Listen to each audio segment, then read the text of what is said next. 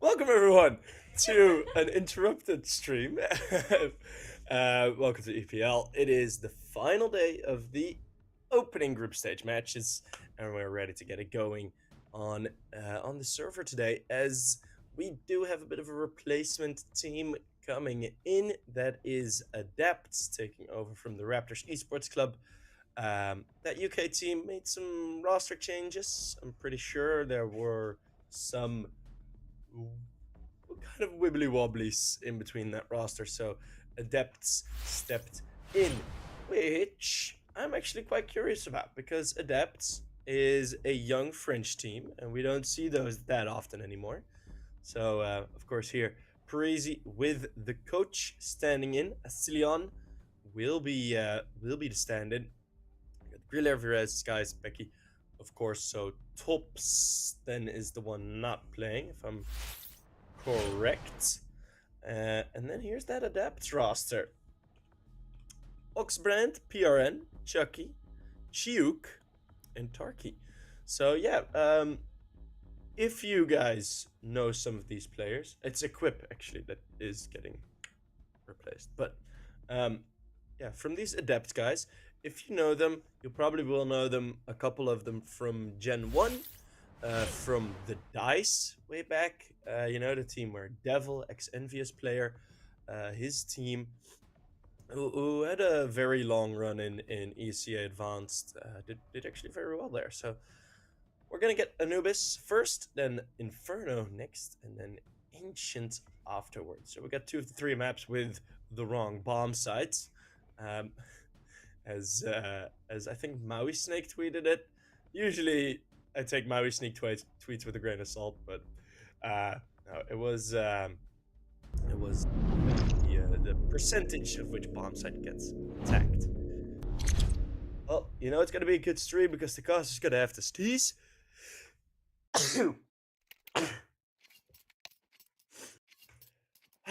And there we go. We are ready. And yeah, it's fun to get some of the DICE players back into the server. Equip, of course, not here, but it's gonna be a hefty fight in the middle already, and all across the board. Look at that kill feed. 8 kills in the opening 10 seconds of the round, and we all end up in a 1v1 as it very quickly quiets down.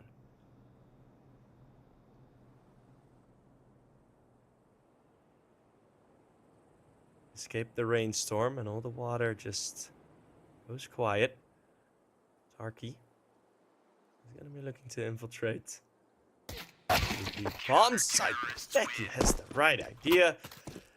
And so much gambles needing to be taken in those 1 versus 1s without any info. But Preasy come out on top.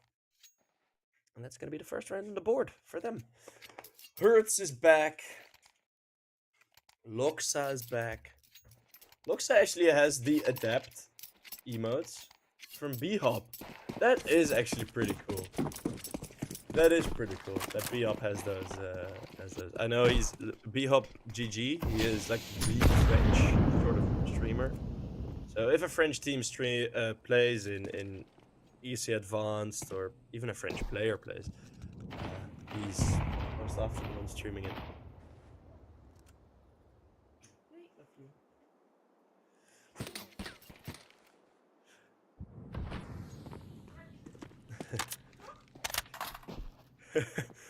My girlfriend's yelling from the hallway, so hopefully that's not too big of a distraction for you guys. As we're just gonna have the Glock rounds. Adapts, not gonna go for anything too funky.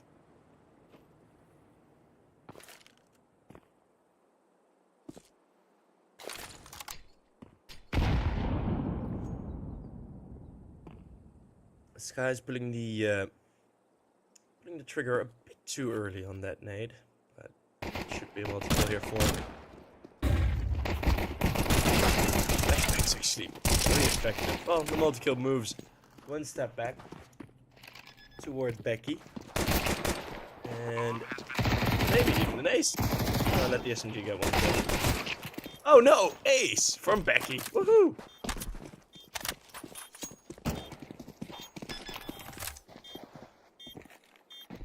And that is going to be the defuse, the most anticlimactically casted ace of all time. Why not Raptors? I mentioned that a bit earlier, so that you guys know I'm not double saying it. Raptors have made roster changes, some internal situations which didn't really make it easy for Raptors to play. So, yeah. French yes, so bad. French yes, so good. The duality of man. Mostly the duality of people from France. And I am happy the French scene is at least slightly recovering from what it once was. Not at all at the same level yet. Don't get me wrong, but it's Preasy. Leon has the timing down. Becky. Now we'll see them approaching the B bomb site. Last time he had an ace defending this. Now the Molotov burns. Smoke out in time. Let's Leon with one more frag. Close range. Tarky does somewhat clear up the borders of the bomb site. What's that other word for it? Perimeter. That's the word I was looking for. And really just straight through the smoke. Find the shot. So yeah, they do get into the bomb site, but they didn't really get into any solid positions. The bomb wasn't down yet. Didn't even cross yet. So that's the first gun round. Pretty easily dealt with actually by Preasy. 3 rounds on the board.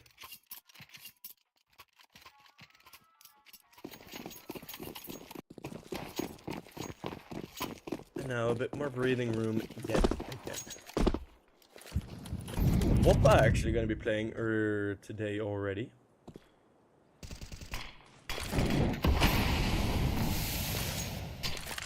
They got a game with us as well. WOPA are playing so much CS, by the way.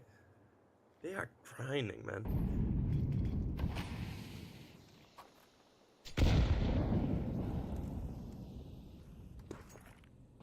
Grinding so hard. We have a lot of teams in overlap in Unit 21 and EPL Division 2. Happens very often. Becky, another great shot. Becky's defense has been on point.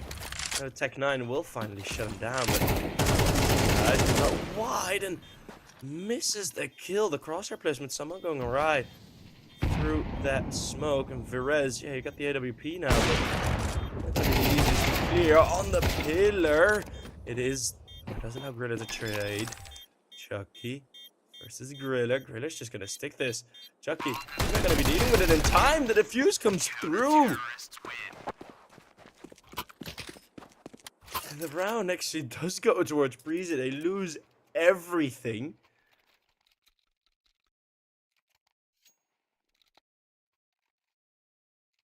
But it is going to be Preasy 4-0, grinding so hard. Wait, Abbas, aren't you supposed to be casting?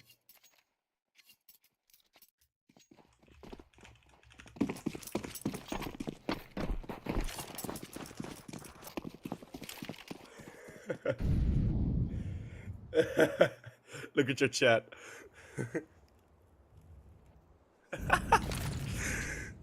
Sorry. Two casters having fun in each other's chats. Oh, that's great. PRN? Pierre? Because in his last name there was a Pierre, so is it Pierren? Maybe.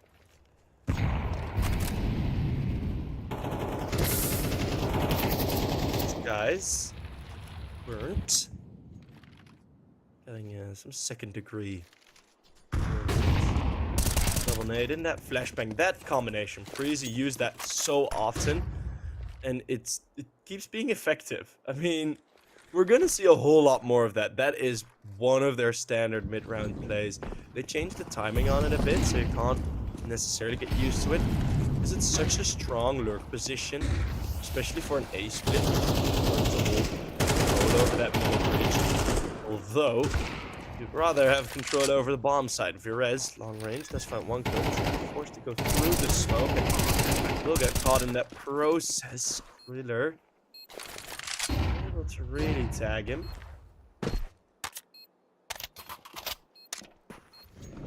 3 versus 3. Piece of util used. Effectively so. Skies with another good entry. Now he's no HP. First.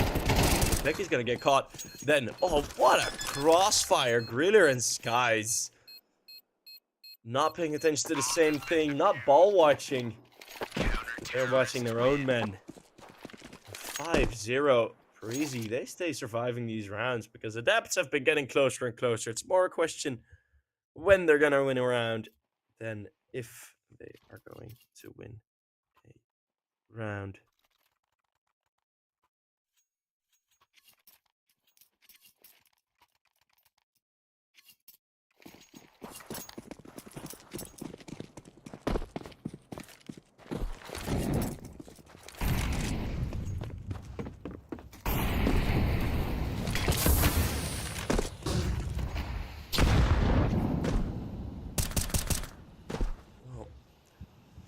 Another full buy for the T side. Of course. ADEPTS are not morning people, they need to wake up. Yeah. Z10 was a very clear... They've kind of got rid of it now that they've actually won the EPL tournament. But it was really bad previously with Z10. Especially last year, every time Z10 were playing a morning game, they would be so bad. That one.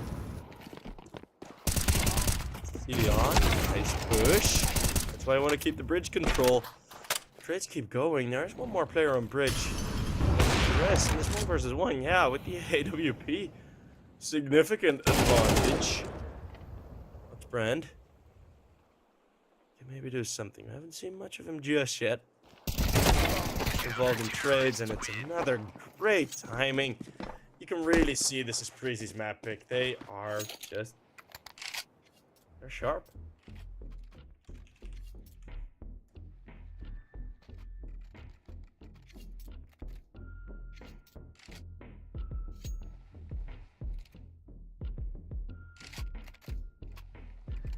They are sharp in these first couple of rounds. Let's see. ADEPTS split on CCT. Managed to win Dust 2 against the WOPA. And pushed them all the way to OT on Vertigo. Then they lost 2 close maps against the Norwegians of 7-7-7. And ADEPTS, more than that, they don't really have much,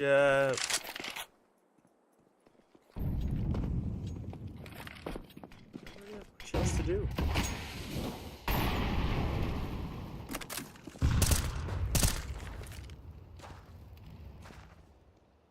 They got wrecked by, Nature's and Misuta's mix.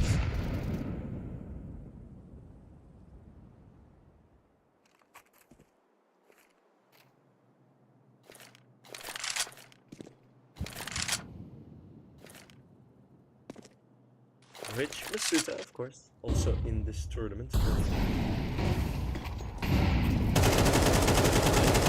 It's a different team. Griller getting an opening. Tarky is trading. First 40 seconds. The greatest amount of movement seen.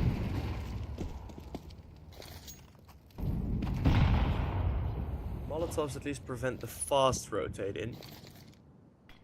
There's a bit of a spin coming in smoke. Arky is going to get double face of Virez. Is going to trade Chucky, caught in the middle of throwing a nade. Griller with the off angle. And now all of a sudden it's a 1 versus 3. It went up so equal. But then they get to that crossroads in middle. Virez. Oh, with the USP. hunting him down. They're looking good. They're looking so solid.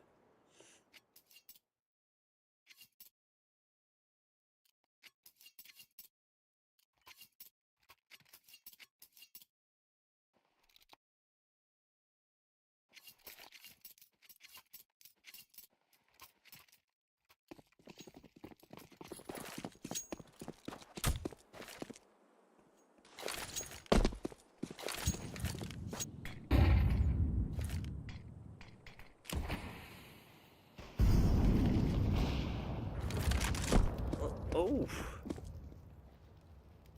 What? What a shot from Perez. Quick flick down.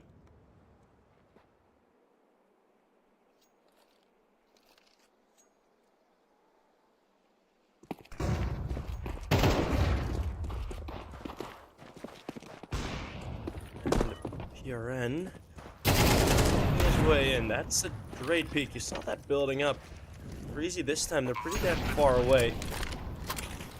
Some weapons to be picked up. It's 2 AKs versus a couple of DEAGs, but the positions might be worth enough. 2 AKs already here in the crossfires. It's Verez trading on both. Very good. Nicely played.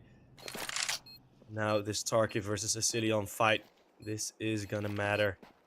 Asilion not checking the angle in front of him. And oh, but he does check behind him as he goes through that smoke. Then from behind, Oxbrand, he spots the bomb.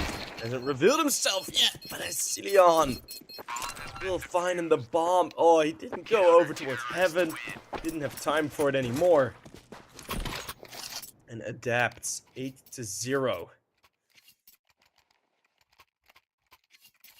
And PRN, the guy opening this round, now 8-8, is in terms of kills pretty much the only one really keeping up with Preasy.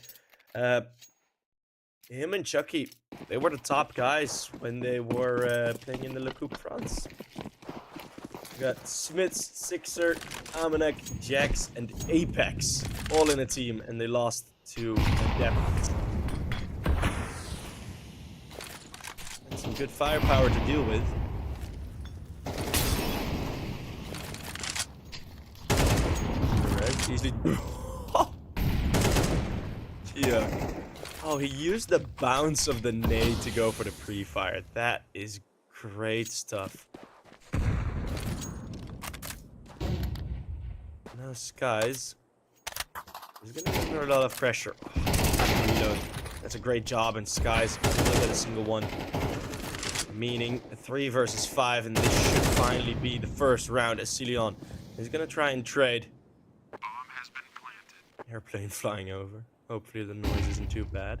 If Asilion can get 1 or 2 more here, because they're trying to exit this.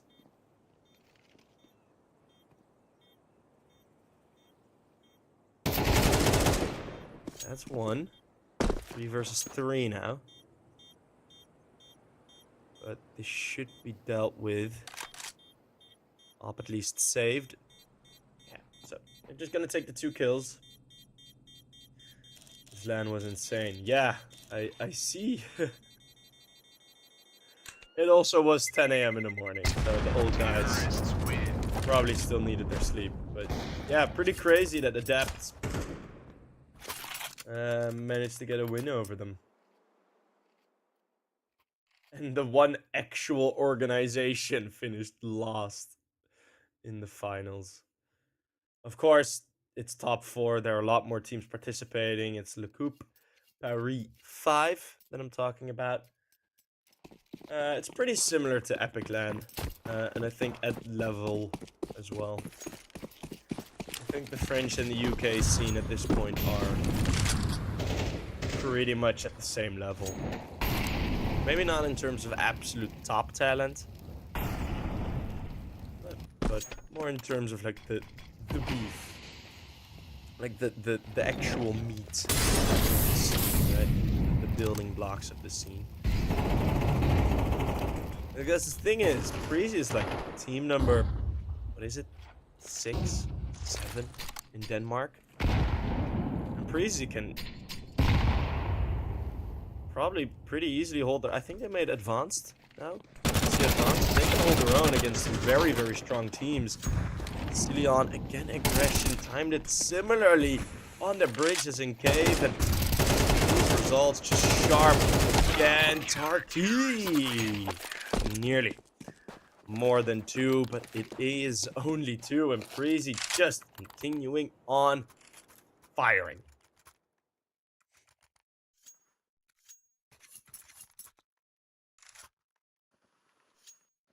The only difference between the UK scene, like there's 2 differences between the UK and the French scene. One is the top talent, right?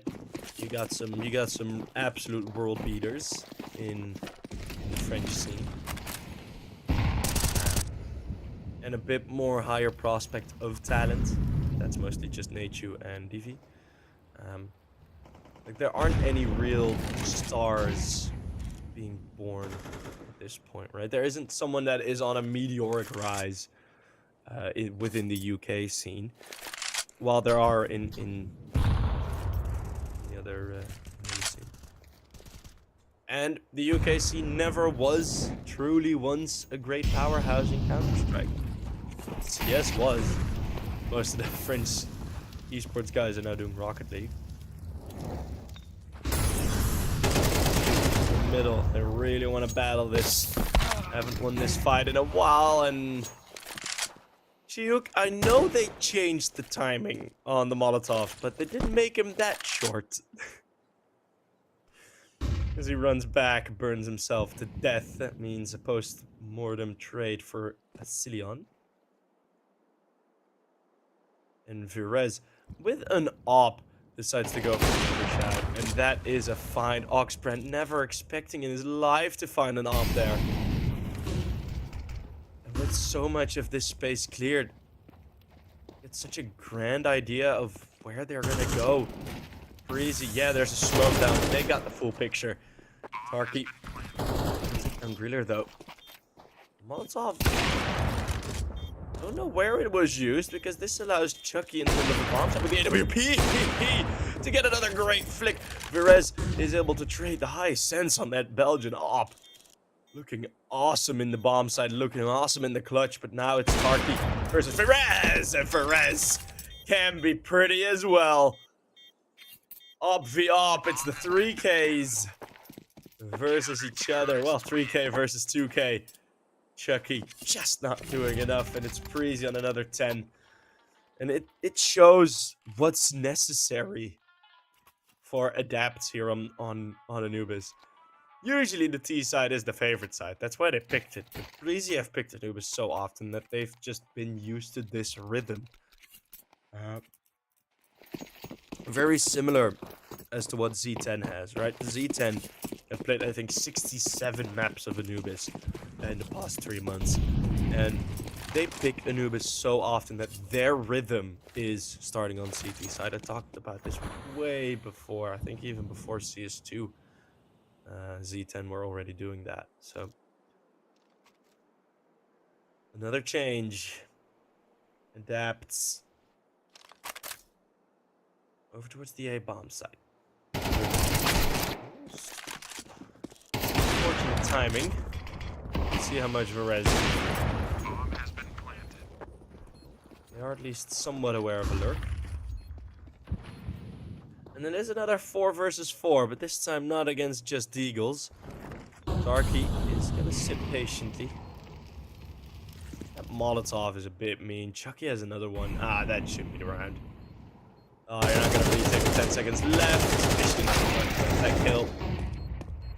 He goes for an attempt, but oh yeah, wait, it's the last run of the half. I forgot, we got there so quickly. It's a 10-2. And Preasy will take double digits into half number 2.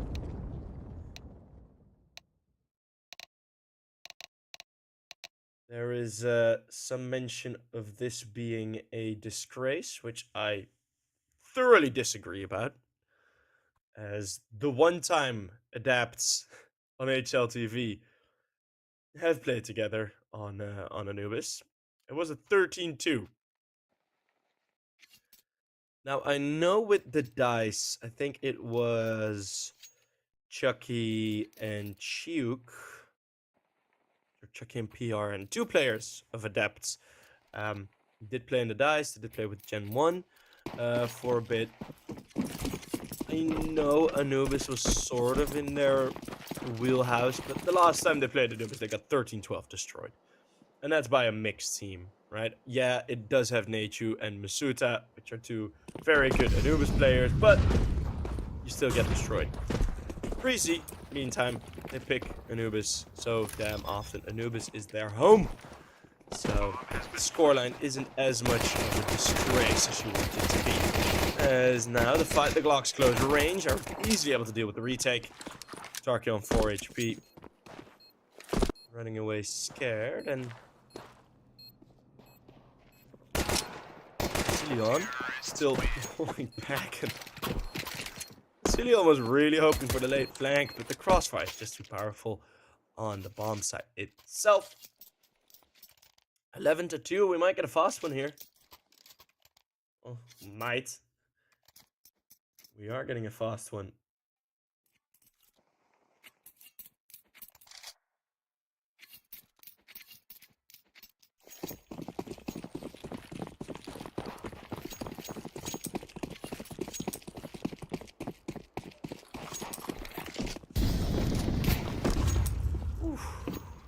Tagged by Chucky.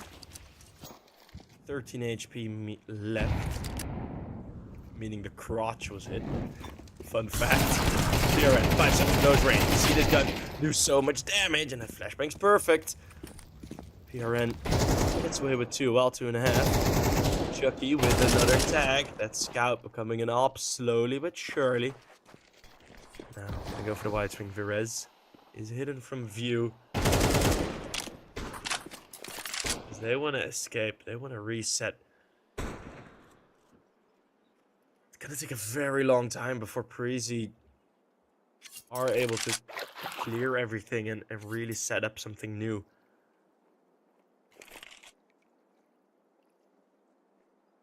It is the 2 Deagles on the mission to defend B. See if they can hit their shots. We haven't seen any beautiful Deagle shots yet. There you go. It's the 1 Deag. 2 versus 4. That's Nate. That will nearly take that Thriller. A walk wide, and the trade is there. Adapts. Forced on CT side, and actually making it work. Preasy. Maybe a bit too eager to get into the B or into the A bomb site like that.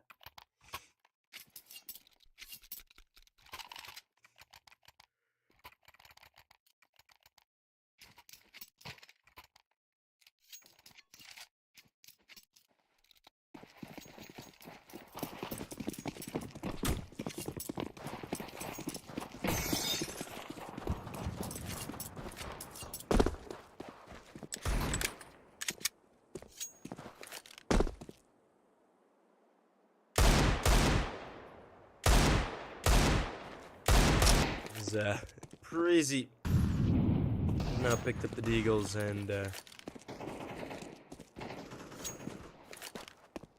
looking to try something.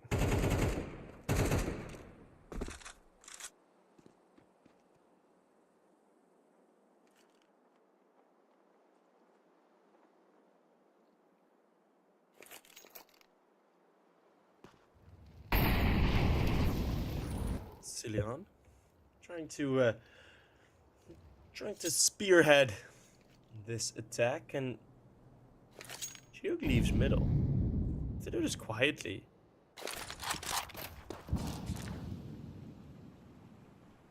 Does have a good early warning system. That's a great headshot on the first. And now they'll try and infiltrate. Ooh, gotta be careful with those angles. Virez thought it was Tarky that he was facing earlier. Didn't realize the second player chimed in as well. Griller will be able to get the bomb down. 3 versus 4. Two players are very far away. I mean, it's still, yeah, it's probably still going to be an ADEPTS round. Let's not kid ourselves, especially if Chucky keeps hitting shots like that with the scout. There is a decent flank coming, with also an AK possible. I think it's just a bit too late. Yeah, they just straight up run into the bomb site. Cillian, exactly this. Will do well to just save the AK. As he gets away. And yeah, I just don't think there's a comeback happening here. Maybe I'm jinxing it now. We know the Costa jinx, yada yada yada. Ooh, I have so much of the Costa curse. Ah, man. Well, and it's gonna be the hero AK indeed. The coach carrying it. Cillian. Of course, he's been a player in his time, so going. Whoa! What? Juke, that is so, man. Gotta give it. Gotta give it up for those shots, man. ADEPTS. Starting to go a bit sharper in the aim department. This guy manages to save the AK.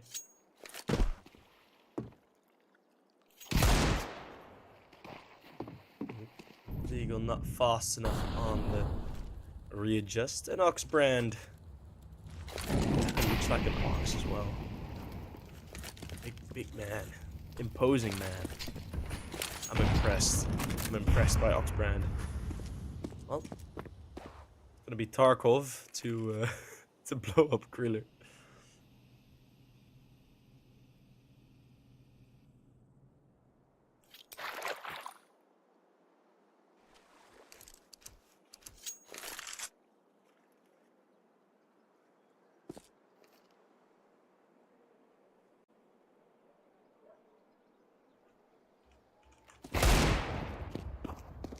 There you go, man. To the bomb side. Yeah, 2v5. One thing that ADEPTS have done well is they've kept their money. They've kept a lot of players alive. Their money is still looking super solid.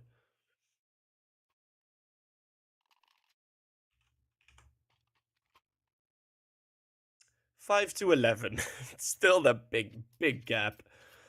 And ADEPTS will take the 3-1 lead in the second half. As per usual, if you win the force buy, comes 3-1. Very rarely do you see the second force buy also being won.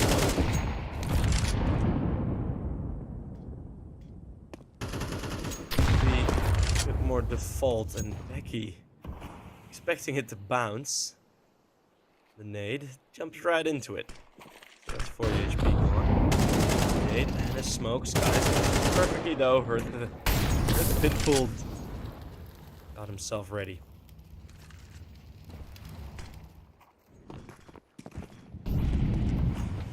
One man.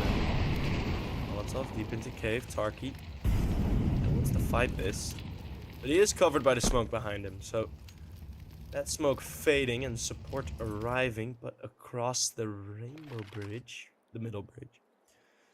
Apologies.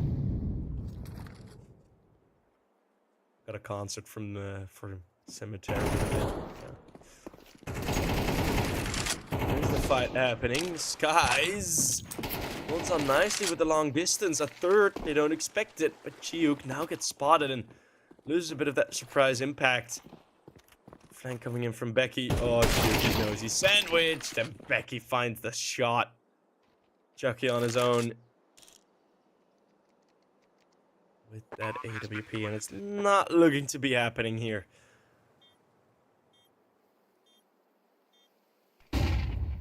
Up might be saved, but it is going to be map points for Preasy.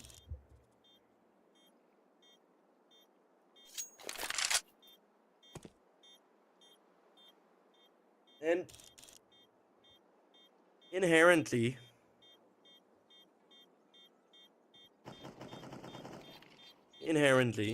not a bad idea, not a bad play that they make. They are unable to deal with Sky's long range. quite a difficult angle.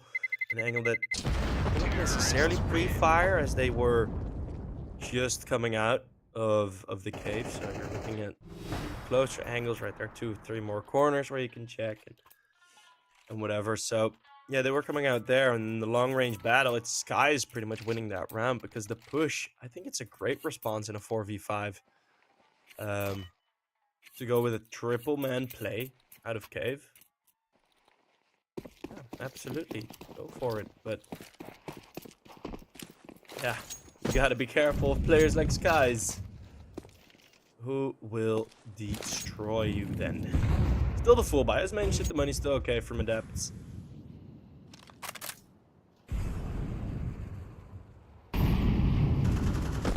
There's so much morning Counter-Strike at the same time this week. There's so much stress. Everyone's back in. Local tournaments. All the tournaments.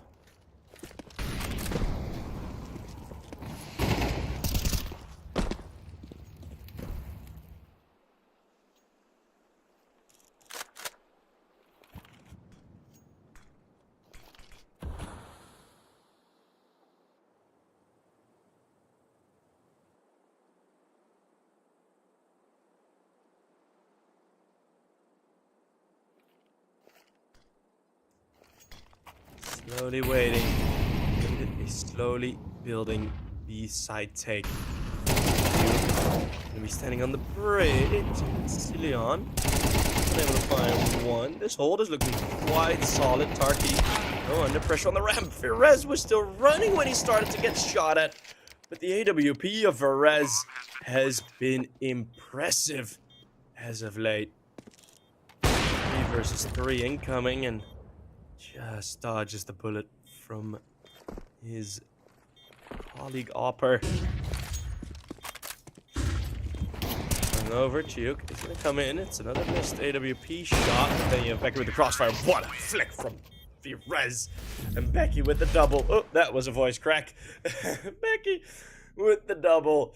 And that's gonna be Preasy winning their own map pick, which after the first half is no surprise. They played so solid on the CT side. And from Adepts, there were some good ideas. There were absolutely better plays on the CT side than on the T side. But the thing is, when you're already that many rounds down, usually plays like going for that 3-man push out of cave, those sort of come off as desperation, and right, you don't really have that buffer anymore. In the meantime, what if you don't have that problem? If there are a couple of more rounds to go for, you can play off that, right? You can say, all right, in the mid round, we pushed cave with 3-man. They're gotta be paying attention to it now. Skies was kind of the last time, but surely they must if we fake it a bit. All of a sudden, boom, pushing out of A opens up. You know, there are a lot more opportunities. Adepts simply did not have the time to go for that. And that was mostly their big issue on their CT side, because I do think they would have had a lot better of a CT side than a T side in the first half. Yes, that's what it is. So, it's going to be Preasy picking up their own map pick. Not really a surprise. Next up, we will have, I completely forgot which map we will have. It's going to be Inferno. Also a good map for Preasy. Adapt have got to be careful, but the French usually quite good in Inferno. So let's see if these Frenchmen are as well. We're going to go for a quick break, and we'll be back. We'll be back when it's Inferno. See you guys in about 10 minutes.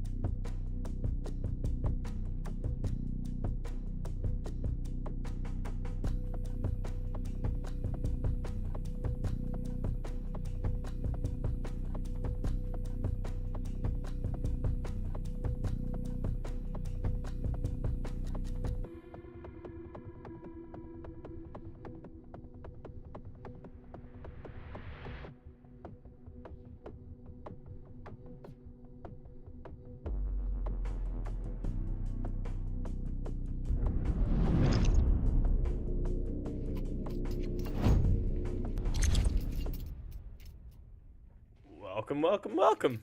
We are back. And we're back on Inferno. It is Preasy starting on their preferred side. That is the CTs. And let's see if ADEPTS and ADEPT to this map. Inferno, not the greatest of win rates for Preasy, but they did beat a couple of equal opposition on it. As the bomb will already be planted. It's going to be a 5 vs 5 retake. The defuse kit is available, but I am not envious of anyone having to retake on the B-bomb. Not with the resmoke. Can be boosted up. Confirm the position of a couple, but the util usage is very well timed from ADEPTS, and I just don't see a round happening here for Preasy. ADEPTS looking good. Now they're getting into the bomb site. The bomb's being stuck, but there's two more players on Banana. Chucky and PRN getting that double frag. And that is going to be it for round number 1. ADEPTS taking the W there.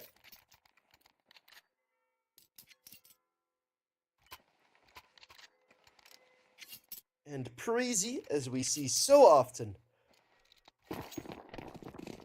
on the CT side of Inferno, are going to go for the force buy. How aggressive are they going to be? There's a lot of util drop down for Asilion to play with.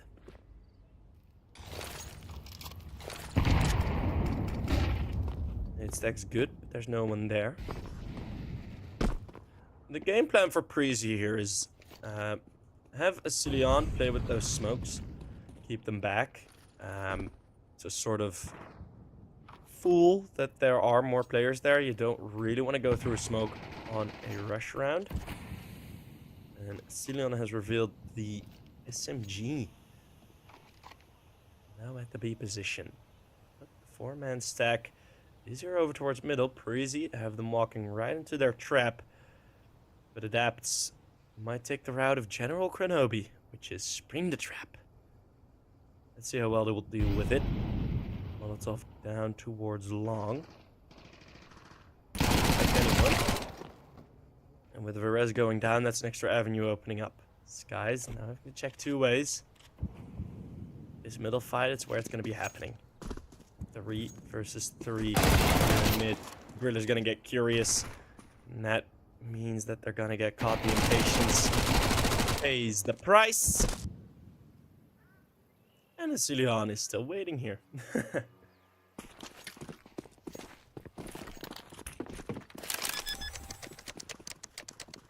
Still waiting at B. Nothing more happening at his end of the map.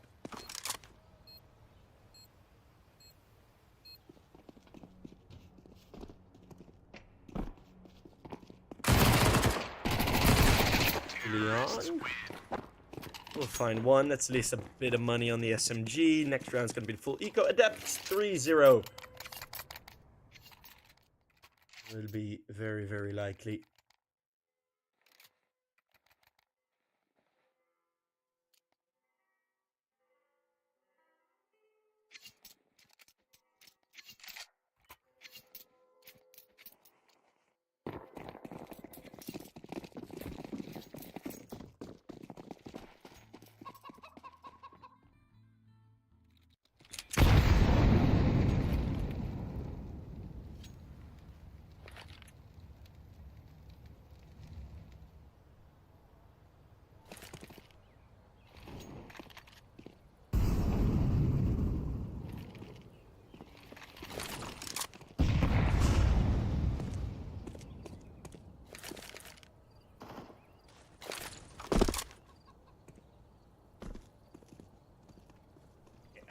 Well, Becky did invest in the dual Berettas, which I don't really know why. I'd rather have gone for a Zeus in this situation, to be fair. Having a Zeus would be a one-shot kill from close range. Although the dualies are a bit more versatile. a mid push, and Oxbrand is gonna have some fun here. It is 3 kills. Okay, that's actually pretty impressive. Taking down 3. It's at least the armor reinvestment, but the money is still good for ADEPTS. Let's see what it sits at after the buy. They're gonna have one more buy after this, by the looks of things. So ADEPTS, after 3 rounds, they get 1 round buffer. Preasy, of course, have 0 buffer as they came just out of the full eco. But it's Verez on the AWP that should be able to bring in some impact.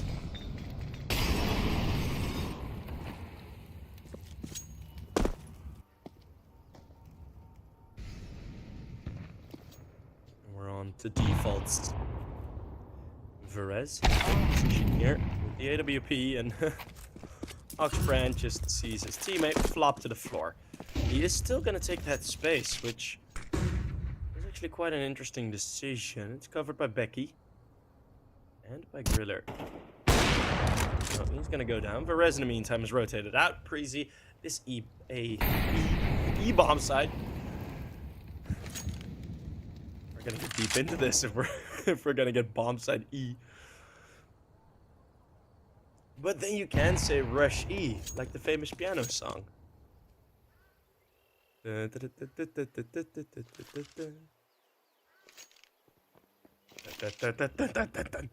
Yeah, fun song. If you don't know Rush E, please look it up. It is an amazing piece of music. But this round is very well composed as well by Preasy. 5 people still alive. Vasilion only damaged by a grenade. No bullets taking any of his life force away. The bomb set to spray through works for 1. PRN. They'll get bomb down at least. Although the nade blows the smoke open. It's at least 1 kill. Vasilion reveals the foe.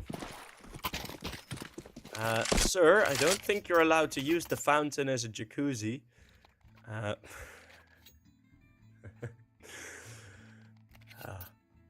Jokes.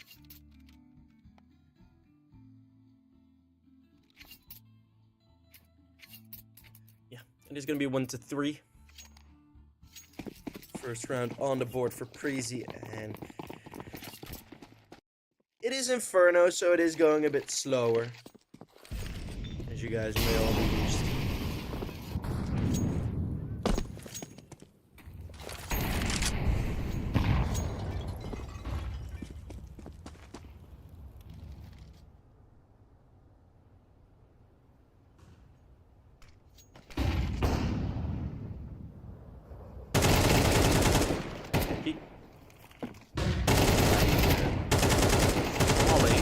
That shot is not going to really connect. They're pretty well here for ADEPTS. Verez is not getting that close range. Under a ton of pressure, which he won't be able to deal with. Sky's all of a sudden tasked with a retake in a 2 versus 3. PRN and Chucky, they play very clean. All of a sudden, that missed shot from Verez really putting a damper on the round of Preasy. Skies still has an opportunity here. There's the bomb side close range. He has a small bomb. Pots it out, but PRN is just in time, and that's going to be a well done 4th round. Great stuff there from ADEPTS. Hey, look at that. We got a couple of more viewers in. Welcome everyone. This is map number 2 of Inferno, if you've just tuned in. Preasy versus ADEPTS. It was Preasy versus Raptors. Raptors were unable to play anymore. But let's take this tactical timeout to all have a bit of a drink. So if you have any water, you know, gotta stay hydrated. Grab your water, grab your drink. You know, if it's evening, you might go funky and get an alcoholic beverage. But be careful with it. Don't drink too much.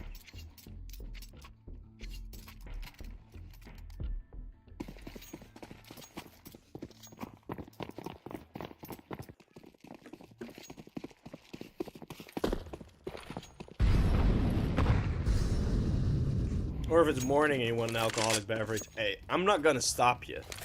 I don't condone it, but I won't stop you. Good entry and a good trade. I'm really looking for Cillian to find the first frag there. Flashes are good, and Sky's only with a deagle. Go for some heroics here. Let's see, that's the one. Another flashbang, and he steps out wide. Perez, you gotta fully clear that.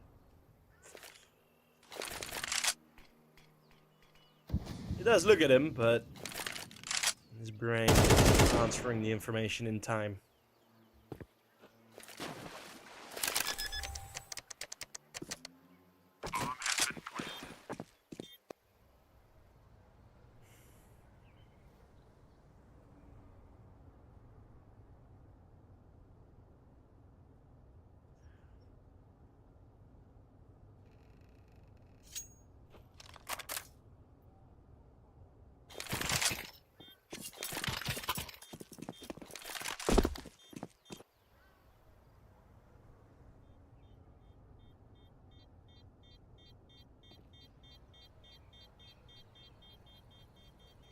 Becky will probably be able to, well, will not be able to hold on, but he does get one more kill. Adepts, they're getting a great start here. Partially through circumstance, and mostly through circumstances created by themselves, right? They are simply winning these rounds. They are taking advantage of these missed shots. Although rare from Preasy, they yeah. Looking good. Let's see, another full gun round. Preasy are gonna need to really adjust. They still want to get some results here.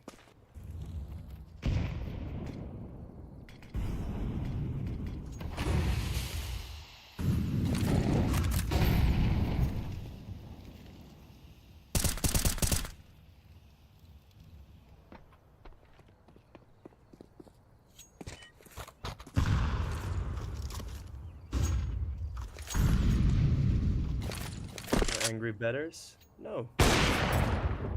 Perez. Let's take down Tarky.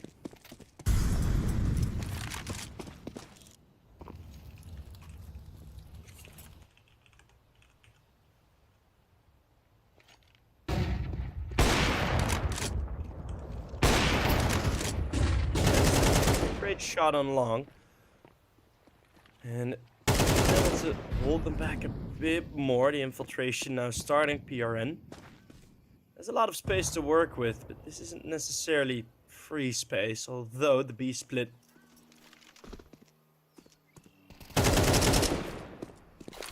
will most likely be the greatest opportunity here. Guys, he's still here, but he's powerless to stop this. Should be the numbers advantage significantly. Ritter's just running in. Chiuk on the top.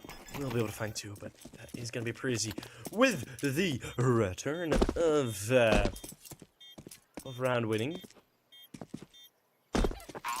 So good solution. Preasy quickly realizing what was happening, going for the double rundown through middle, up banana, and that fast response is absolutely what saved them the round.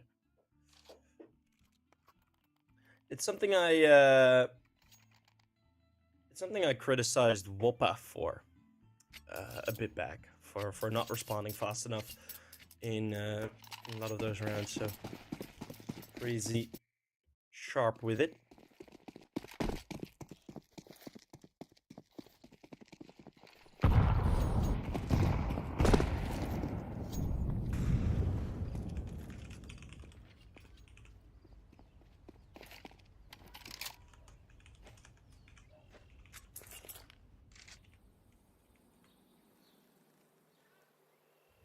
It's gonna be a B take. Close range. They really didn't have to fight for banana control, and guys separate them with the molly. That's to defend long range. It's very passive on the B attack. And early on, ADEPTS is already into use from Perez. Hoping to get a bit of luck from the CS gods with him. There's still so much util left. This is an interesting situation. Normally you don't really have this much util for a retake on the B bomb site. Let's see how Preasy would deal with this. Really a set package that you use, as the crossfire is seemingly a bit too powerful at the end of the smoke. It's PRN that will find one more griller. Walked all the way from CT through into banana. And PRN has the read on griller. Maybe it's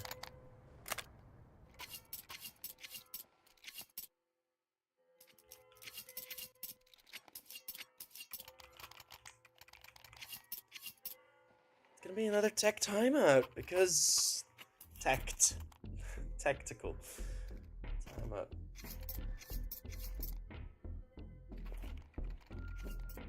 Because this is not really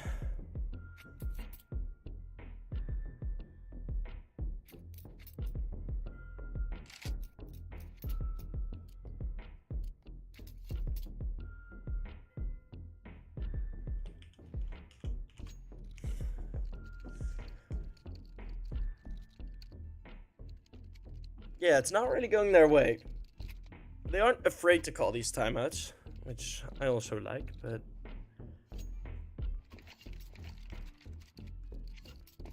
it's not necessarily ADEPTS just blowing them out of the water, right? It's a bit more nuanced than that. They are making the correct decisions, but it's not necessarily that it's overwhelming victories.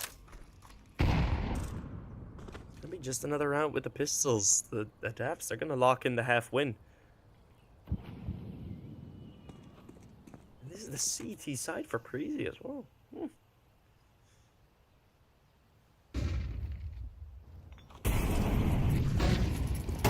Told you guys the French are good at it right now.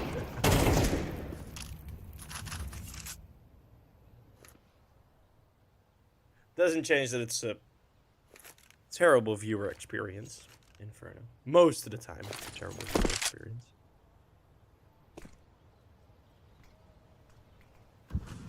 As it is very slow. I can cast like this, and it will still keep up with the pace of the round. Sorry, that must be terrible to listen to. Just the pistols, 6-2 up. Will be 7-2 unless something real funky happens, which I don't think so. I can try and fake hype it up if you guys want. 3 Deagles all coming through church. The opportunity truly opening up here for Preasy. ADEPTS, they don't know what lion they have awakened. With all of them leaving the bomb site. There isn't a defuse kit, but if they time this well, which they won't, that's a bummer. There would have legit been an opportunity for a round win. Because there's no kit. I mean, this would have been a round win if they had a defuse kit. Terrorists win. I think they realized that as well. I think they were looking at the bomb like, huh. We could have gotten you defused. So next time, fellas, go for a couple of pistols. Get yourself a defuse kit. Offer up one guy. Who's the best with the USP? Perfect. You won't get the Deagle. You're gonna buy a kit. Now 3 of them have. So hey, they are paying attention, which is good. The money for the T side is lower than you'd might expect. After winning so many rounds.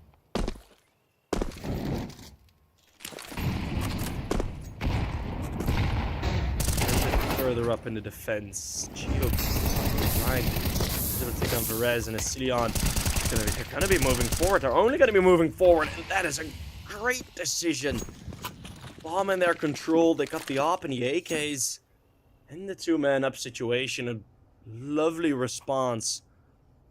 Skies had to make the decision what to do with this Molotov. He saw his team had already pushed forward, leaving him another decision and clearing out the rest of the site, the rest of the map for Tarky and Chucky, but they both go down, and now Tarky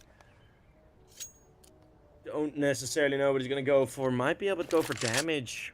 If you get one more kill, maybe even two, yeah, you are hurting the CT economy, but saving one AK could be kind of worth it as well. I think that's just what he shall do. 30 seconds for the save. Me.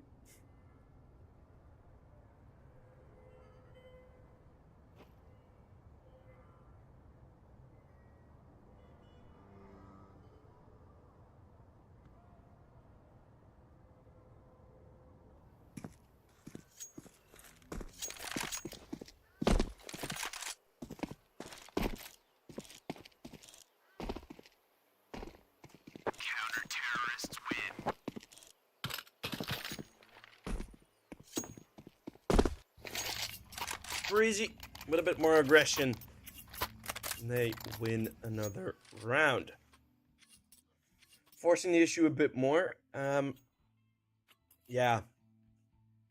I'm a bit biased because I'm a caster, but I do like the aggressive plays more on any CT side, right? It's especially now, it just feels a bit easier to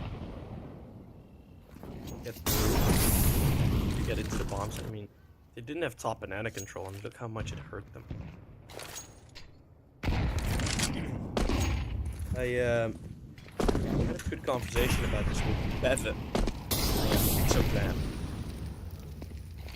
and Timo, caster for Rez, and was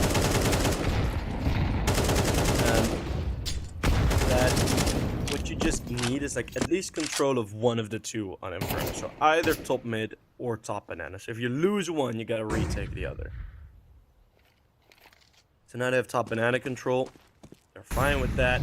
See the rotates coming in. Yes, there's no top mid control, but pressure is there. They're throwing out a smoke, which clips the edges. Allow them to move through, but also will allow Skies to get this great double kill. Now the rotates start going back, but we have that high up presence from Verez with the AWP. He is able to fall back, but that angle's pretty damn short. Out in the open, Verez. Ugh, not making the correct decision there. But their smokes are empty. Cross is unsafe. Still in this 3v4 though, ADEPTS might be able to pull off another round. Here we go though, Juke. One more, great angle for Chucky. That shall be it, the 2 versus 1. Will be prepared for this position. Now he's stuck, but what a headshot. ADEPTS in the 3v4.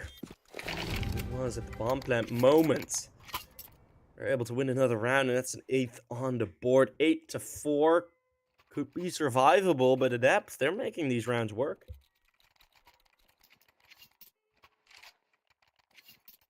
Was it a 5v3 at one point? Okay, it was.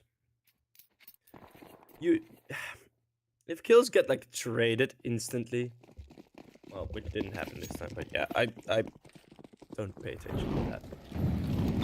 So like, oh yeah, with the 1v3, it's like, yeah, but the first 2 kills were traded, and it's not that significant. Skies does get 2, but PRN can connect 10 in his face. Just run into the bomb site. 3 versus 3. Beautiful ruling, of course. 1 B site rush will always work.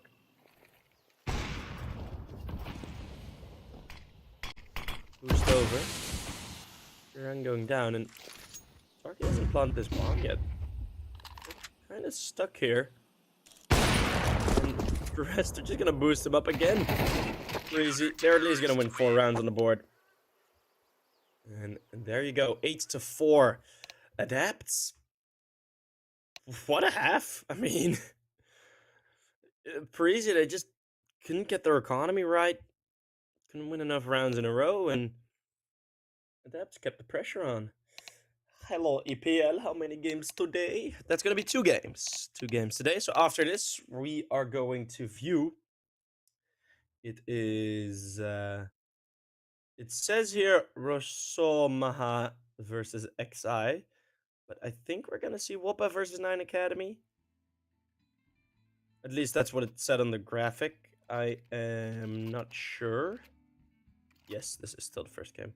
It's 11:25, so like European time. Of course, it's still the first game. It is the second map, though, if that's what you're asking.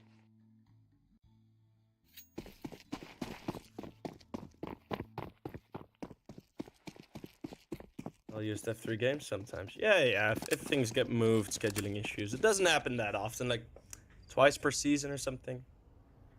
We already had it once. I had a 3-game stream earlier this group stage, and it was fun.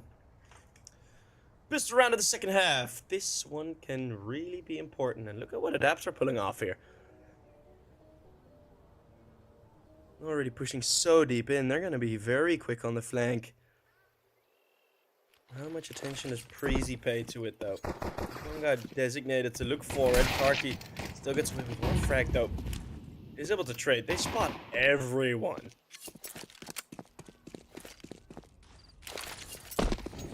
Preasy, it's easier. Preasy, they're gonna get a tough task. Vasilion, though, great entry on the first from the coach. Chiook forced back. Can't be forced back with a kill. But also can't take a death with him. Oxbrand, though, and coming in. It's gonna be the 1 versus 2.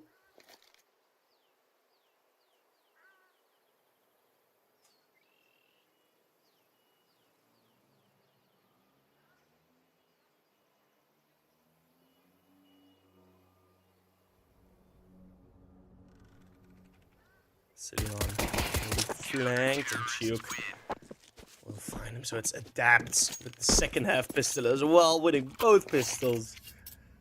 That is a great recipe.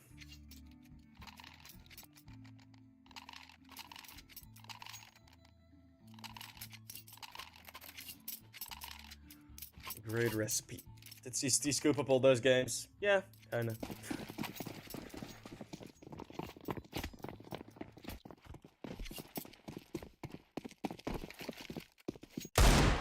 Not really. Not for this one. For EPL Division 1 season coming up. Yeah, pretty much.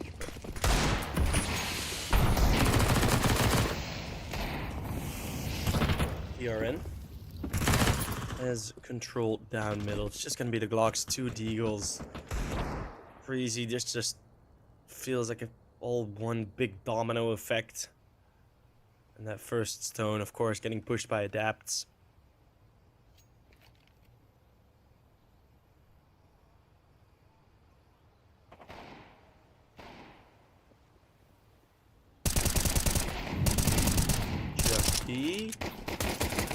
Mow down. Such an ugly fight. Come on, guys. Thank you. Chucky with the 4K.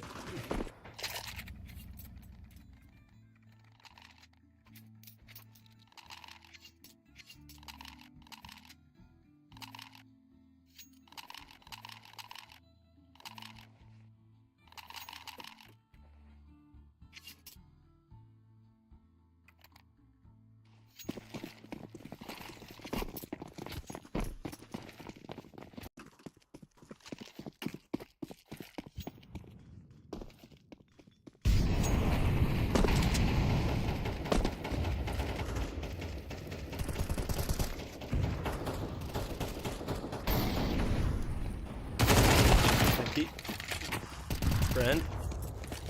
Let's take down 1 more frag.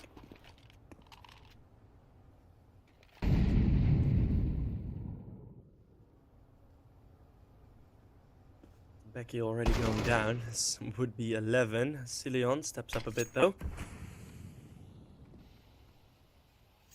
Weird rounds this.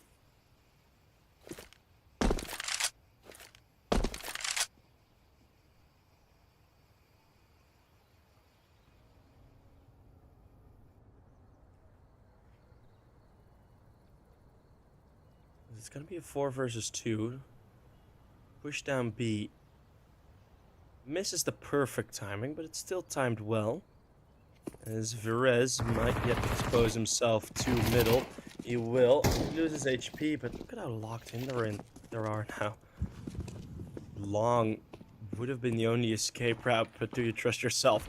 Sprinting through CT, not a lot would.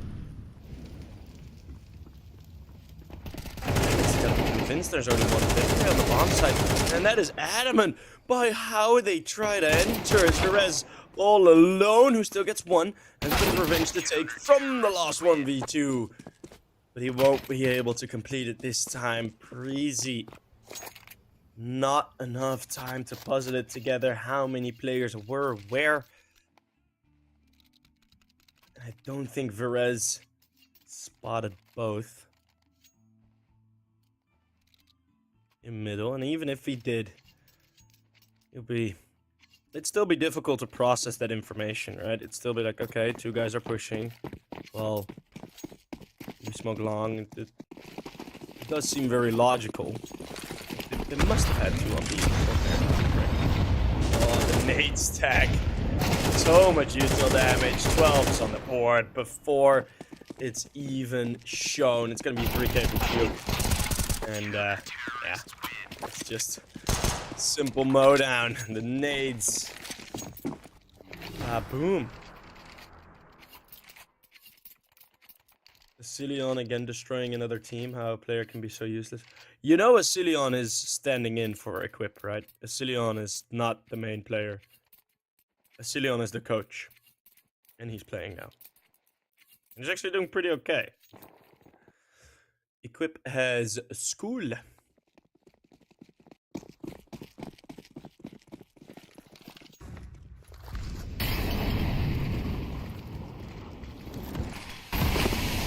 So yeah, you're hating has become popular. I do accept, but at least hate correctly if you are gonna hate. Ooh. Shot by Chucky. He's been getting a couple multi-kills, and he's been doing good in the frag department. He's been getting some solid frags. No outstanding impact, but not really for anyone on ADEPTS. And that's what I was mentioning. Like it not necessarily feels kind of weird, but it feels like the way a lot of these rounds have been going. Like if you look at the rounds just blankly without context, right? You're looking at like this must be like a bit of a closer game. It's not a 12-4 at all with how some of these rounds have been going, and that sort of confused me for a bit. But yeah, ADEPTS, they're just getting the right wins at the right moments. Have been destroying any hopes of momentum for Preasy every single step of the way. It's been like a really good shoot. Again, a great position. This is all a bit of a ruse. The bomb side, Oxbrand sharp on 1. That's the double entry that they've been looking for, but you're gonna need to win 8 rounds in a row. This might be a good start. Is 8 really possible? Especially if ADEPTS just go for the save.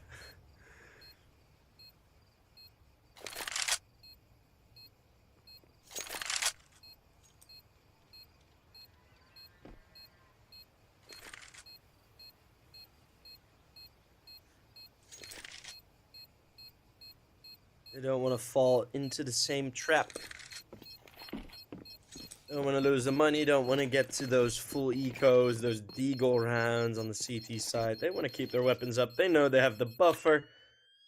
They would rather escape with weapons than without.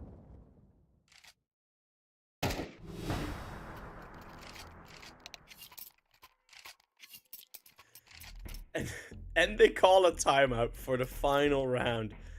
What a move. Calling a timeout for the final round. That is yeah, that's beefy, man. I like that. That's great.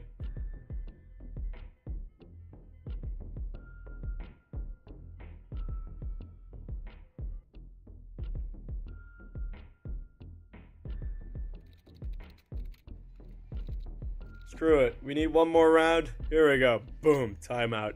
Oh, I love it.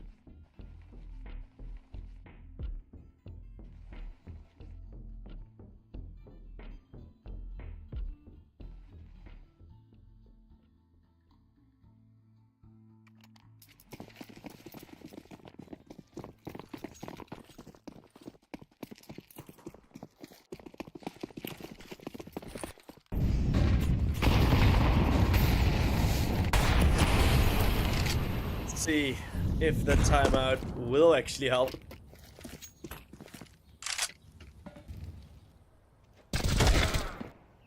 Oh, that's Oxbrand with a good solo aggression play. Kriller's able to trade. Jump up, meaning 4 versus 4. Should be a decent opportunity for Preasy to play with this.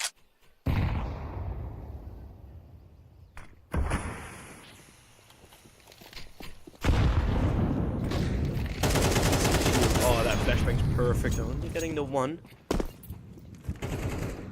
That's 1 kill and a lot of control. Dropping the bomb with it as well.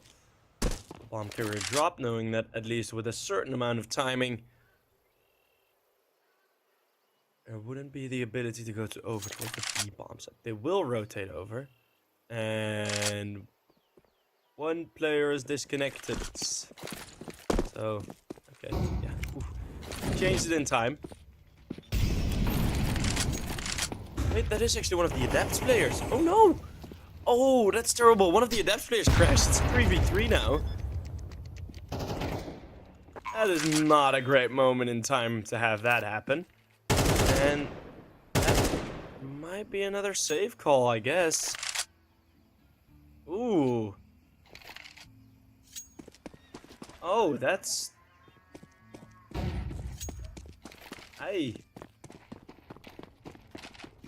He's back now. I think it was Chucky disconnecting. That's a bummer, man. Well, it's gonna be another round for Preasy. A bit of luck on their side.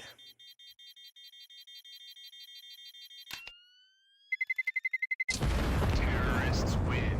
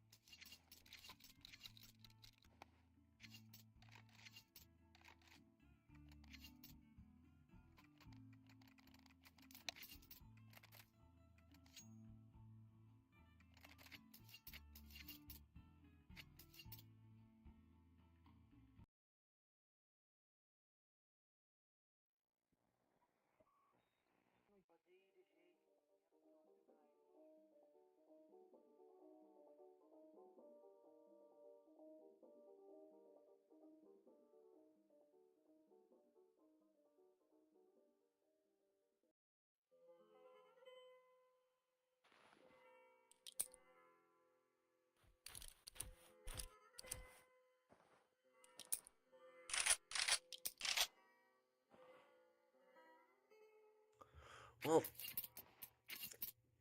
luckily Chucky has rejoined. 12 to 16, that's a very ambitious call.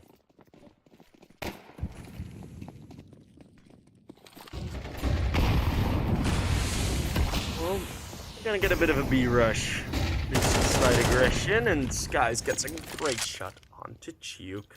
It's a good opener. We saw those on the other side as well. ERN is falling into solo peek through the smoke. Ooh, Oxbrand. Another dink. That's not gonna be enough, and I assume they're gonna get another save. So these rounds are gonna go very slow. Oh my goodness. Another save. 3rd save in a row, and again, Preasy get one more round. Hey, at least they're building up some confidence for a possible ancient.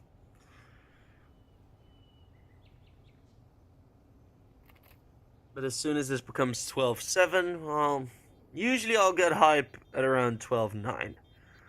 When it scores 12-9 in a comeback like this, usually that's sort of the point where I realize, like, okay,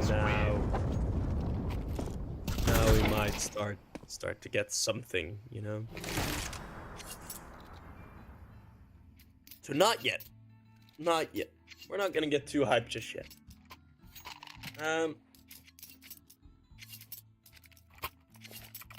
Well, yeah.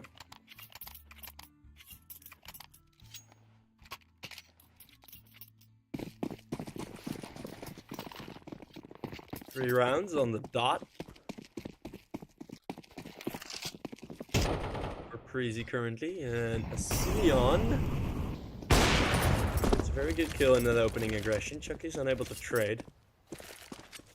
Chucky's by far the biggest threat in this round with the AWP, although this play from Oxbrand, very good. How can he get both with a deke? Settles for just one. Cillion. What is this move? He doesn't check behind him.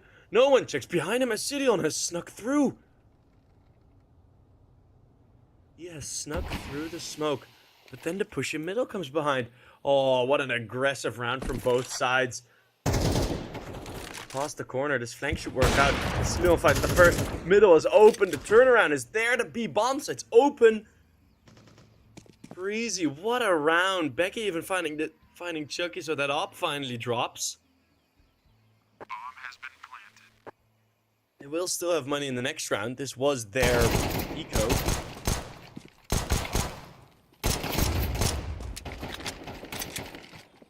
What a round. Man. So many things happening at the same time. So many rotational plays. It was pretty much costing only from the minimap.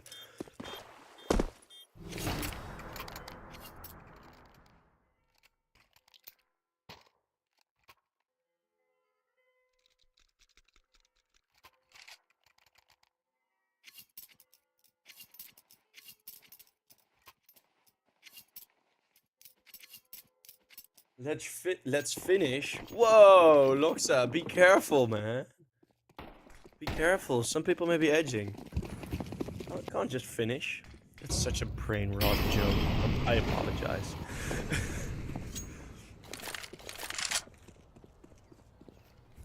It's like that one GTA, the guy cursing and then you pull out the pistol. It's like, I like to apologize.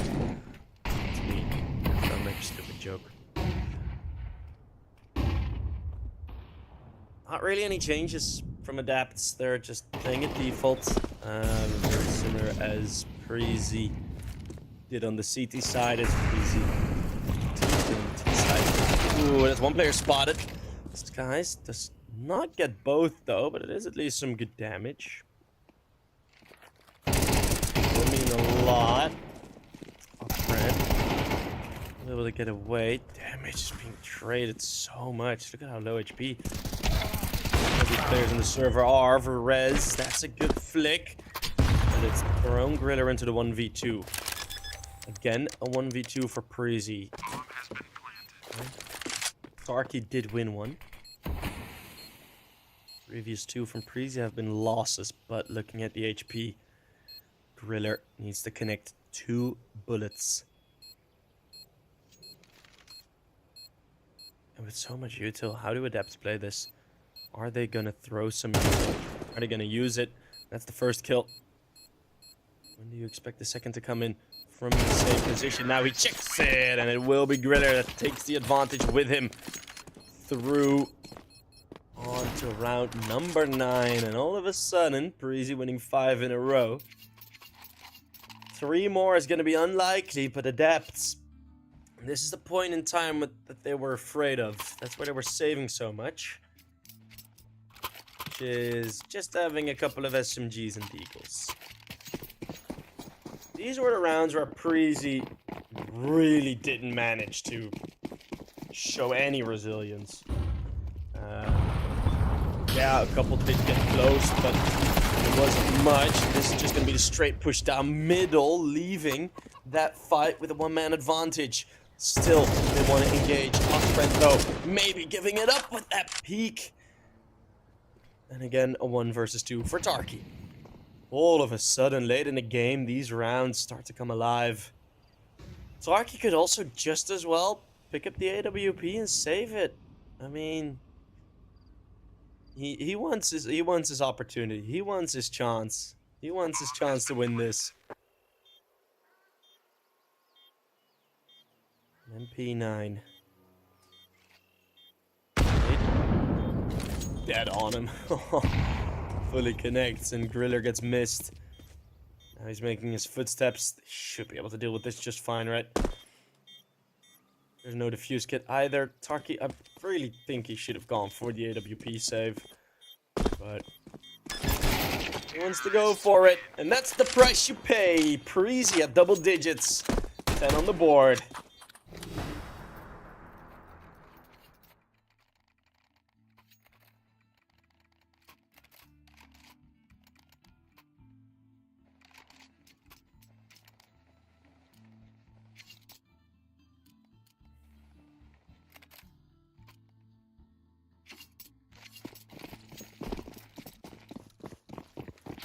And 2 more rounds to go. Full investment in this one. That would mean 11. Then only the full loss bonus for round number 12. So that means they're going to be around 4K. Most of them. 4K, 3.5K. That is pretty bad for the CTs. I mean, they put it all on this round. I mean, you were gonna have to compromise in one of these rounds either way, right? Might as well do it in the one where you still do have a bit of a buffer. Suddenly a lot higher for the CTs.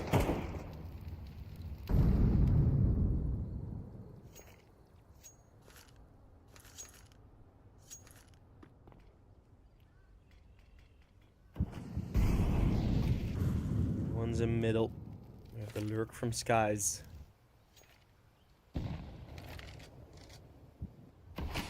Bomb is still all the way in spawn, and with the clock hitting 40 seconds, it's gonna be at least a 15-second retrieval mission. You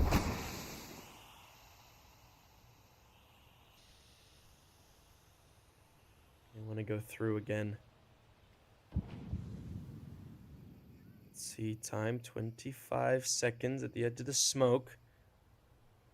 Oxbrand waiting. Does Oxbrand have his internal timing correct? Smoke's gonna fade. Still, they're gonna find Oxbrand. Two players in the bomb side now. It's only 12 seconds left. Tarky and Chucky, as long as they stay alive, Tarky is gonna save this round on his own. The bomb gets dropped. Virus cannot find it. There's no time. And they leave it too late. Adepts need a bit of divine intervention of something called Mr. Clock that will step in. Father Time does not wait for you. He does not wait for Preasy. It is gonna be Adepts winning map number 2, but man, that's a big mistake that may have cost them one of the greatest comebacks we have seen on EPL. I don't know why my camera isn't. My camera doesn't focus, but yeah, what a round. I mean, I'm so annoyed by my camera, but what a game, what a map. Getting the W over the line is Adepts, and yeah, that was it was just the clock as well that saved them. Just not the greatest round at execute. They had the plan for taking long control. That was perfect, but then short just completely fell flat. They weren't ready to deal with one of the most common crossfire setups in the game, and that has cost Preasy. So we are going to move on to map 3. It's going to be Ancient up next. We're going to take a short break and see how the third map will shape up to be. See you guys there.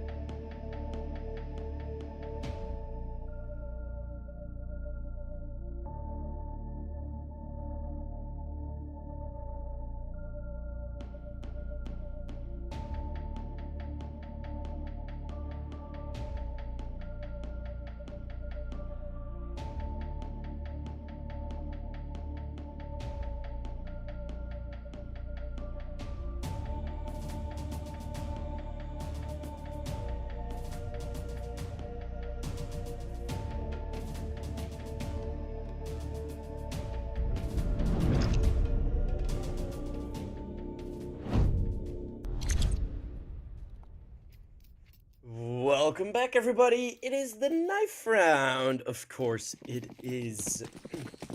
We're ready to see who can start on which side. No, we got the bait set up. Preasy, they like to do this quite often.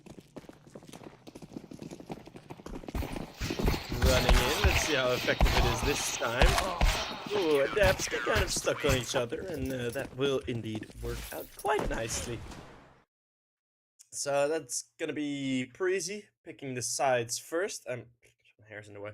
I assume it's gonna be the CT side that they will pick, as that is usually the side where teams prefer to play on Ancient.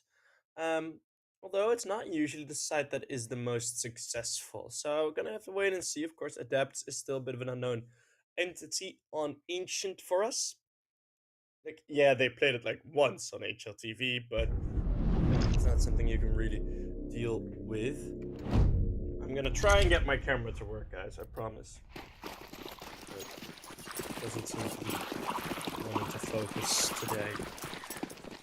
So yeah, they will start on the CT side. They got the dual dualies. Out. As the Glocks are already fighting. It is a FTV setup, and ADEPTS are just all jumping in, but no one's actually fighting back, and yeah, that is gonna end the round rather quickly. Chucky in 1v5, finds 1, 2 kills, not a third. It's Preasy that pick up the pistol, a much needed pistol round.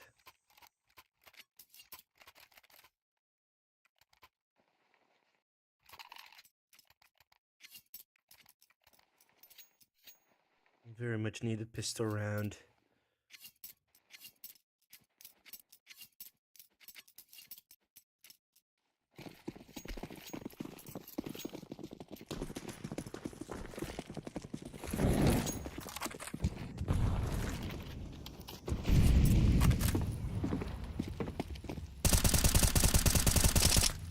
Virez. Good mow down onto Chiu. Guys is gonna try and get there as well. Guys and Becky. They're dealing with this very efficiently. This is a force buy, actually. No bomb plan, but we are getting the force buy in. And yeah, Tech9's just getting 1 kill. And that's gonna be all.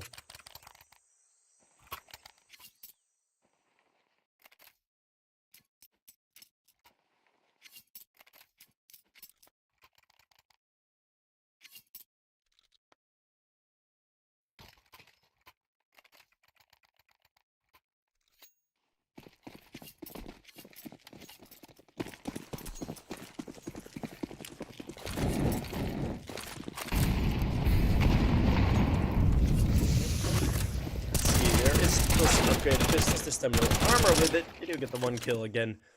And oh, that was actually a headshot, that final one.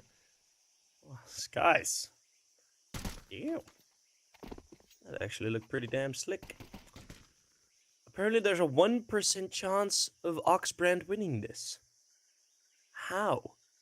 Who predicts this? What AI is predicting this? Is this like the Microsoft AI that tries to predict this? Like the terrible one? We need to get AI casters in. They'll be much better. This Oxbrand is just gonna wait.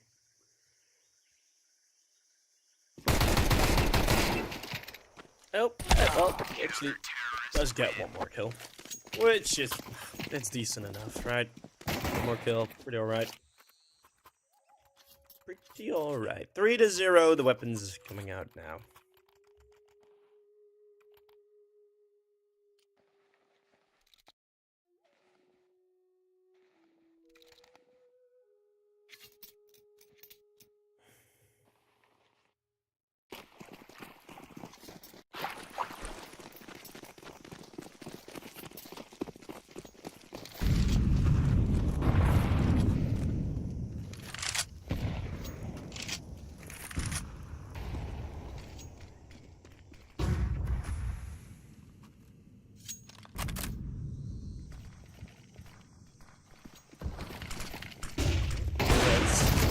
range. Ooh, difficult to pick a target, and he stepped out a bit wide. A bit of a victim of the angle he picked. Damage done, and Driller with support should be able to survive here quite well. Oxbrand mows down 2, though, making this all of a sudden a very possible round for Adepts. Both players are close by. They want to rotate the bomb over towards the A bomb site. More than enough time.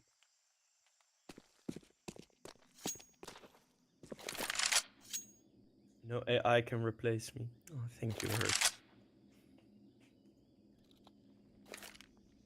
Please ESL sign this guy.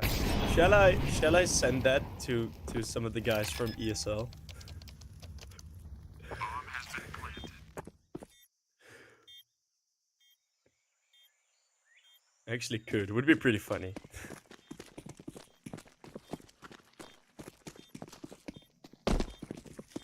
Oh, let's see. Asilion and Griller. It's a 2 versus 2. Darky is still low. And there is still an extra smoke. Oh, that bomb, it looks to be easily defendable. Asilion stands out quite wide in the open, but they're gonna have to cross a smoke and they won't be able to deal with the defuse. It does come through. Asilion dies eventually, but Griller, I don't think he minds much. 4-0 for Preasy after the retake subsides.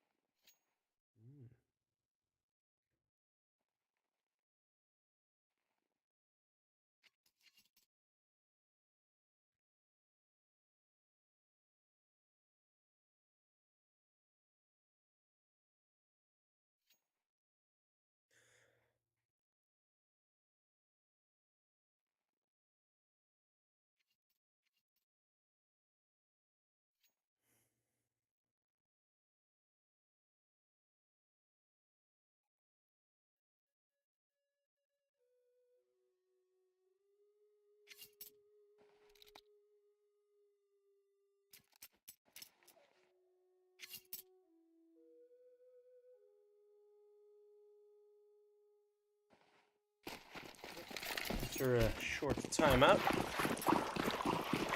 let's see what Adepts have been cooking. As B-side, okay, well, for a second there I thought it was going to be a B-rush. But efficiently, Verez holds a good angle, standing a bit out, a bit more open. Of course, with the coverage, it's not that vulnerable in position, especially knowing you can get the deep angle. Becky is pressure on. He could have hit that shot, doesn't go for it. Verez with one more. This is a full gun round that's falling apart one by one, by piece. New Lego movie coming out soon, by the way, piece by piece. Go check it out. Not sponsored, but does seem like a cool movie. Shoot. Will fall close range.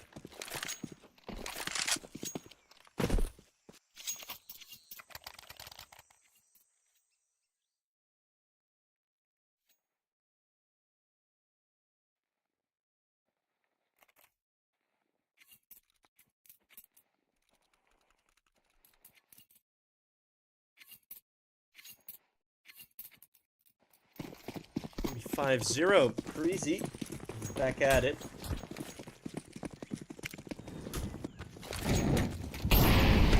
Maybe a couple of Galils. 2 AKs. 2 Parky are the ones carrying those. And we haven't seen many change-ups from Adept's position. They're going to be a bit more focused towards middle, which I do agree is a good idea, as they haven't done that much. Rotate's now covering for a possible A play, making it a bit easier to deal with. Skies just goes straight through the smoke, nearly taking down 2. Here ends down left at 9 HP. Gonna be moving forward. Asilion and Skies, second time they together move forward out of that smoke, and Skies is just racking up the kills. Duke trades, but what's it worth? Not much. He's down to 18 HP now. Chucky's still on this bomb site. Bomb's down. Nice nade, Verez. Lol. Okay, yeah, he deserves to go down for that nade attempt. 2 versus 4 with the HP. I mean, they have the bomb down. They know that, right? And they know where everyone should be. Legit, no one is covering for Chucky. This is so weird. Now they are. Oh, spotted finally. Yeah, 1 bullet is gonna be enough for Asleon to find him, and then Chucky picks up his weapon of choice. But there is no choice when playing against Preasy. You're gonna get wrecked. 6-0. And more timeouts. No timeout song, sadly. I'll sing it myself. Dun dun dun dun dun dun dun. Dun dun dun dun dun dun dun dun dun dun dun dun. Hey, there it is. Thank you, Rascal. I can only do the drums. I'm not that good of a beatboxer. I'm not a beatboxer. I never claimed to be a beatboxer.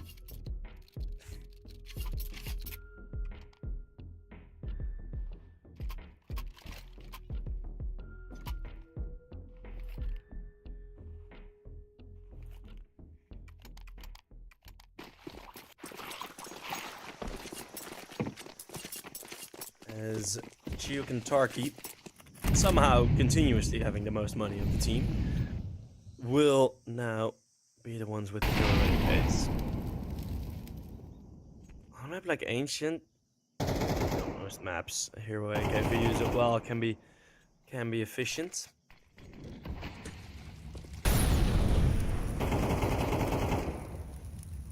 Brand forced forward a bit.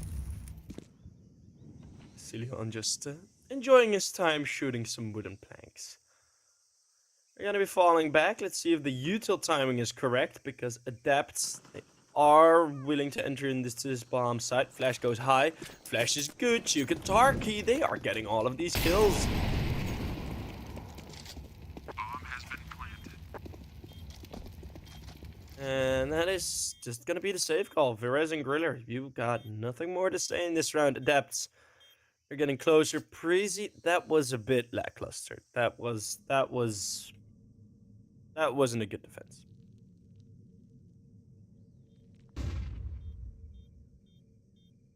Like the preparation just was not there for contact play.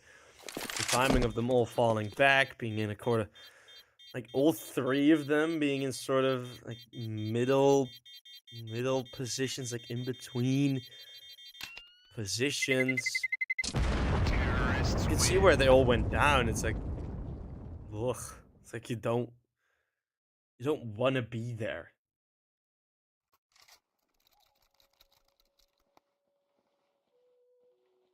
But alas, it so happens. I don't know why my bet on Preasy versus Raptors, because that would have been this match. This would have been the Raptors playing.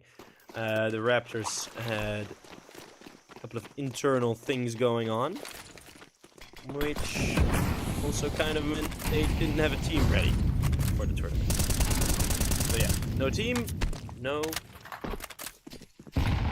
game. Yeah, no team, no play. So ADEPTS stepped in to help you. Under pressure, that flashbang's good, but Virez adjusts in time. Close position towards the smoke. Brand spotted.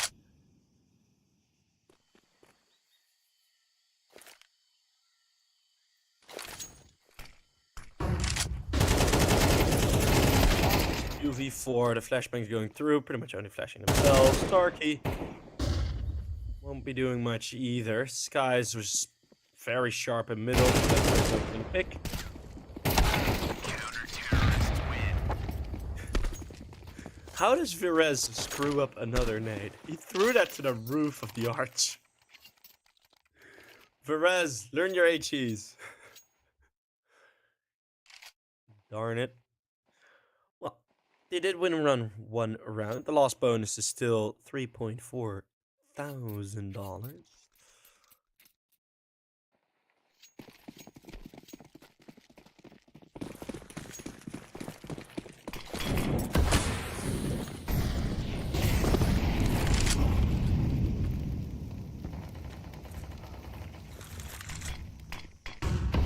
PRN. Burn down Verez at mid-play. As bit higher up, Becky. Lovely timing in between the two flashbangs. But if you use your eyes and look at the minimap, you can see that this is a great response from ADEPTS. Right, there's the mid-aggression, a lot of mid-aggression, main aggression, might as well go out. Timing is great from Griller. Finds one more kill, but they line up for PRN. 2 headshots back-to-back, the bomb's in control of Becky. This won't be the easiest of 1v1s. Oxbrand, like the angle, he does not. Becky with a triple kill prevents PRN's attempt. 8-1. You see what happens on Ancient, right? What was different on Inferno? These types of clutches, right? These types of 1v1 situations, those lineup situations, all of a sudden, they're now falling the way of Preasy. Even with that luck that PRN had, it's still the 1v1. Becky makes the correct call. And we're gonna go to a tech pause. Technical issue. Hopefully it won't take too long. I got places to be. No, I really don't. I got a next map to cast. And after that I got places to be. Babu. We're vibing.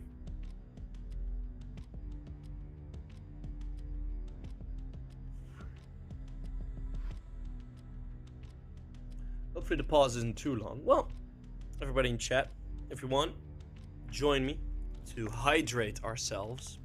Get some water in your system, you know. I'm only drinking water because I don't have any energy drinks left, so. Or me.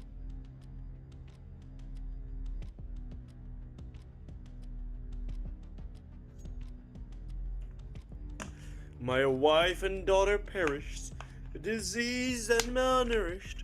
Pour me, pour me, pour me another drink. It's that one guy imitating Irish folk songs, and it's so good. 300 years on this session. Yeah, hopefully the tech pause is resolved soon. I'm hearing some chats back and forth, and that should mean that we're back into it.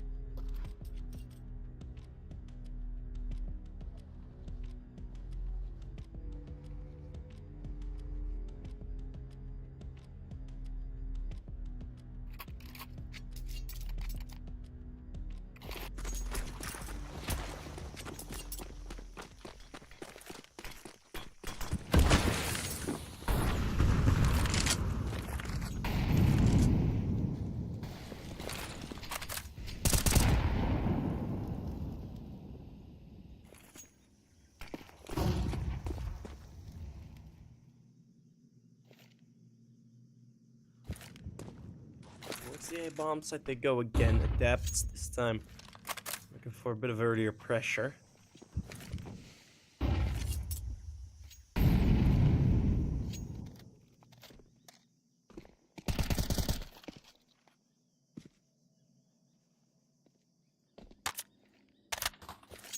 is going to be a lot slower of a round from ADEPTS. They want to continue that technical pause vibe. And Preasy's defense on B, it has some timing gaps in there that are very significant, right? At some point, you just see them all standing out on the bomb site, just in the open. Nothing really to respond with or to. And this push now, this is late on the timing, depending on how long they'll be able to hold on. Expecting them to go through this smoke. Becky just mows that one. That's the bomb dropped all the way in the back lines. Now the pressure's on. Absolutely PRN. It's gonna be in the 1 versus 3. 15 seconds left. Yes, they've been able to trade with everyone pushing. But still, there's nothing you can get past that AWP of Varese with. Skies Varese, Becky mostly. I just saw Becky's mother in the chat. Becky's mutti. He's on fire. He's absolutely on fire. Sky's even having a higher ADR yet. 148. But Becky is there with 14 kills. He's been super solid on that B area. Of course, there's a couple eco frags in there as well, but don't mind those. That's unrelated.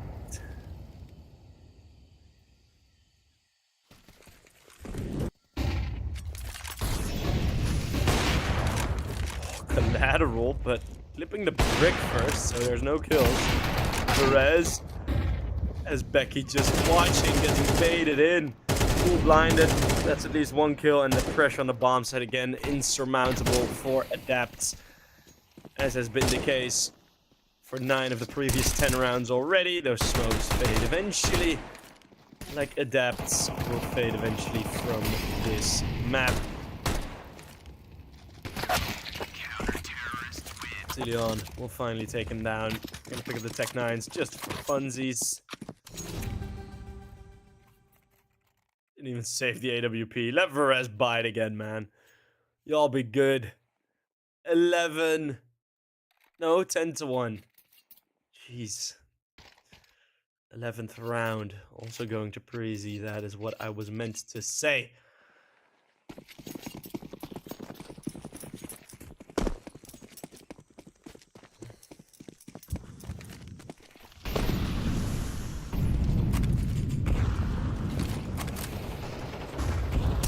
Guys, not hearing them run through, decides to go for the deep flashbang.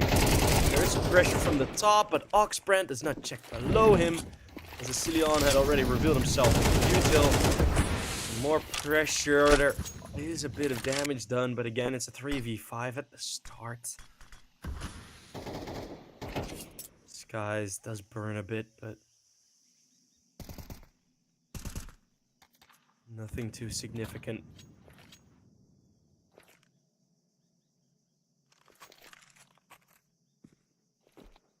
3v5. How clean will they keep it? Is pretty much the question that we're all asking for Preasy. Chiuk, Chucky, and Tarky might be able to get something done with that opening entry. As Becky down, 15 kills, drop to the floor with him. Let's see, the wide string from Asilion. And they should be able to deal with this just fine. It does end up in the 1 versus 2. Chuck is under a good bit of pressure here. Asilion is going to be curious. And Perez will trade him. So, yeah, that's just wonderfully played. Even though they go down to 1 man, what happens there in the 3v5 is if you go down, like, at some point there it was like a 3v3, I think, even. Because the first 2 opening entries were for the T side. But the thing is, like, you're thinking, oh, it's a 3v3, and when you look at it from, like, an outside perspective, yes, it's equal, because 3 men versus 3 men. But you have so much info on how many times you hit him, where they were running to, where they were running from. You have all the information on the T side, whilst the CTs can remain hidden. Same thing as that final play. Asilion just moves in. Yes, he is going to give a shot at maybe making it 2 1 versus 1s, but it does mean that if it becomes a 1 versus 1, it was going to be Virez to be the one playing with the information. And that's something you very often see. I was casting a game like that, I think it was Mouse and XT on Nuke once, against Permita. They lost 8 1v1s. 8 1v1s they lost. But every single time except 1, it was a 1v1 with all the info going the way of Permita, which was pretty, like, it was interesting to see. Got the dual dualies for ADEPTS this time. It is the T side though that do have an equal entry kill. Leo tries to escape as the full force of the Glock might is attacking this A-bomb side. Chucky, though, is holding on very nicely on 1 HP. Will be taken down eventually. It's going to be another 1 versus 2. Chiuk, this time, the victim to it. Getting the pistol round would pretty much seal the deal for Preasy here. Chiuk reveals himself 34 HP. It's 2 body shots from that Glock. Should be enough.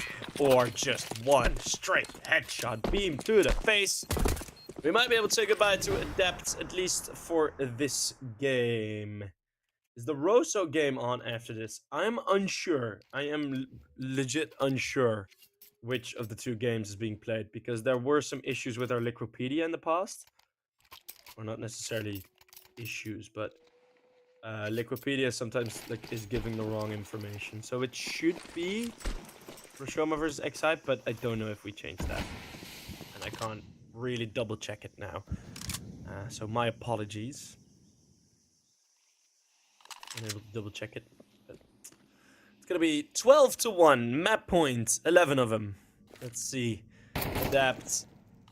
Swag 7, SMGs 5-7. Not as swaggy as the Swag 7, of course. PRN rocks it. How many costs would call PRN just straight up porn? I'll be a bit careful with that. Well, at least this guy's there to support. I'm gonna take the B-bomb site. There is some pressure from the CTs, but this is just confidence in the peaks from Preasy. They want to take these fights. They want to show the world that Inferno was a bit of a fluke. I mean, if I saw this matchup high and dry, I would have also been saying, like, yeah, this is gonna be 2-0. Right? It is gonna be 2-1, but it feels like a 2-0 as that final map was absolute destruction from Preasy. And how my camera focused for like a split second and then it didn't. There we go. Big stretch in there. Yeah, great performance from Preasy. I mean, on the first map, 13-5, absolutely destroyed them. On Inferno, it was ADEPTS, like, really taking advantage of the situations, playing incredibly well. Well, not necessarily incredibly well, but they were getting the rounds that they needed. Preasy were making mistakes there. It was one of the lesser performances that I've seen from Preasy on Inferno. Might wanna check in with Vorborg there for a bit to see if they can get some help for the next time they play Inferno. But yeah, then returning on to Ancient, they win the knife round and absolutely send ADEPTS home. Well, not completely, because there's still going to be a lower bracket match against the teams that we'll see next up. So if we can get the bracket/schedule up to now, that would make me a very happy caster, as there is going to be one more best of 3. And that is, well, it's below my chin as well. So let's just wait until the bottom thing rotates. I'm a very good content creator, I am aware. Today's match is Preasy versus ADEPTS. We've just seen that one, of course, 13-1 in the final. And it says WOPA versus 9. I don't know which one is correct, if it's the Roshoma match or if we moved it, but I have no clue. Guess we'll have to wait and see until after the break. See you guys in around 15 to 20 minutes, I think. So yeah, stick around, watch some other CS, come back when we're live again. So yeah, see you guys there in a couple minutes. Preasy, go to the upper bracket of Group D.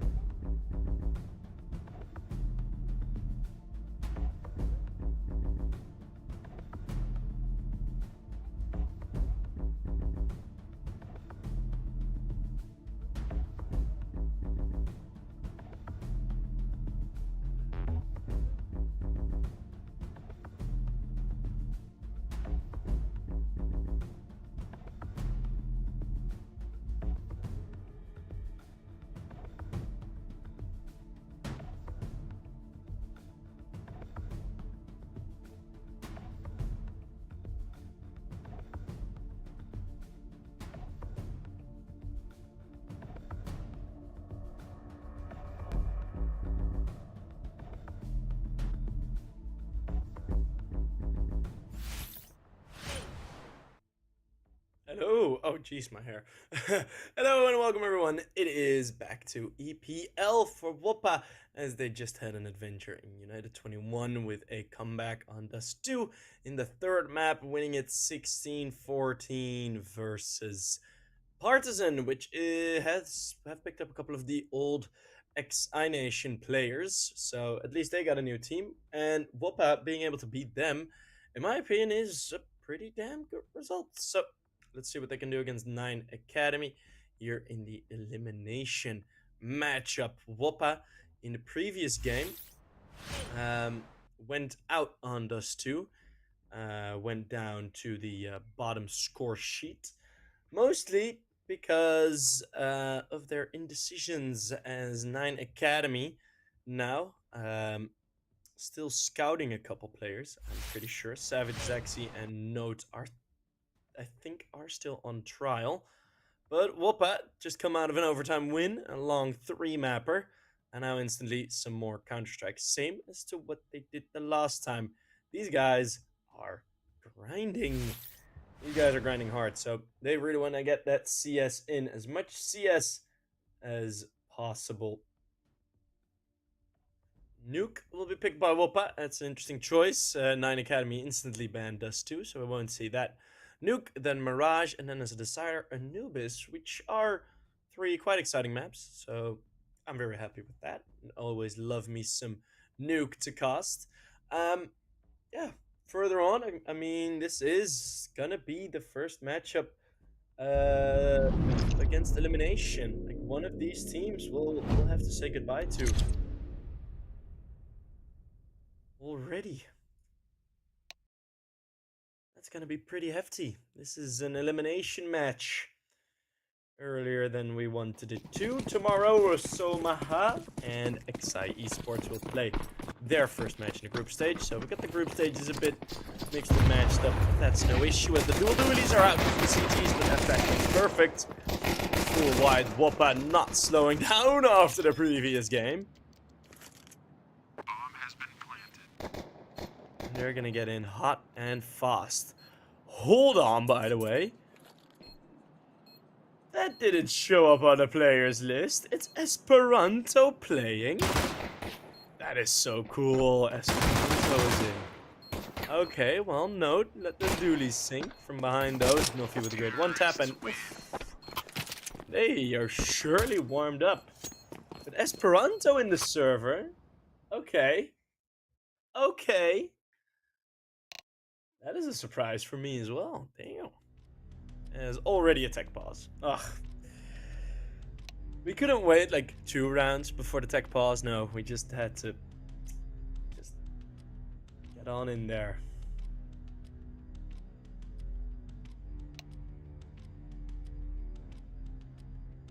Well.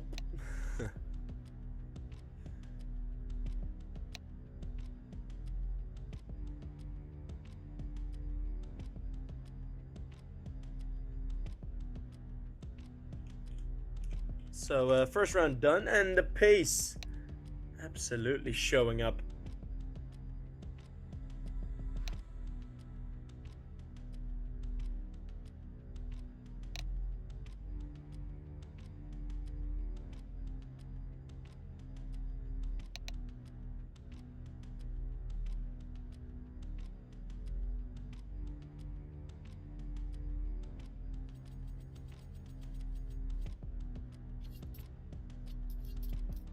For the boys from WOPA. Very fast in.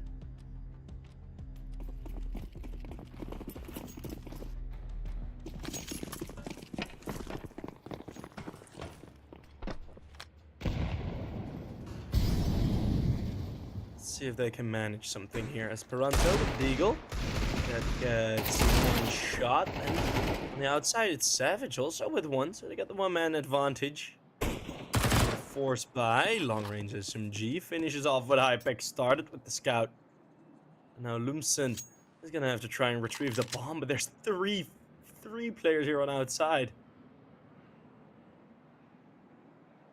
staring him down. As soon as he triggers a fight with 1, the second is sure to peek. It's another attack from Hypex which just will make these SMGs so much more powerful. Lumsen is already low. Esperanto getting that shot.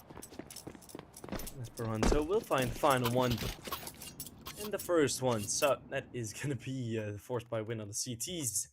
And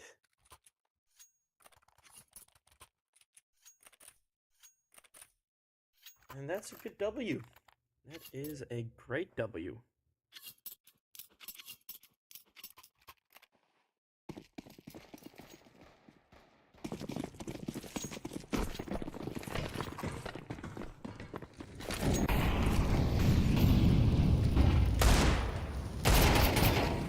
As the Deagle's on return, they're now also looking for a fight.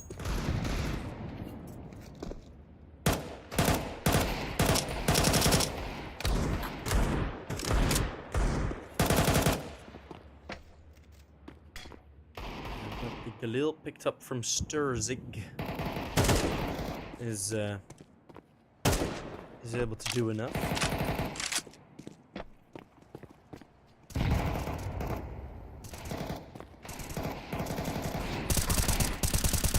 Counter-terrorists win. And there you go. It's gonna be the T side easily dealt with.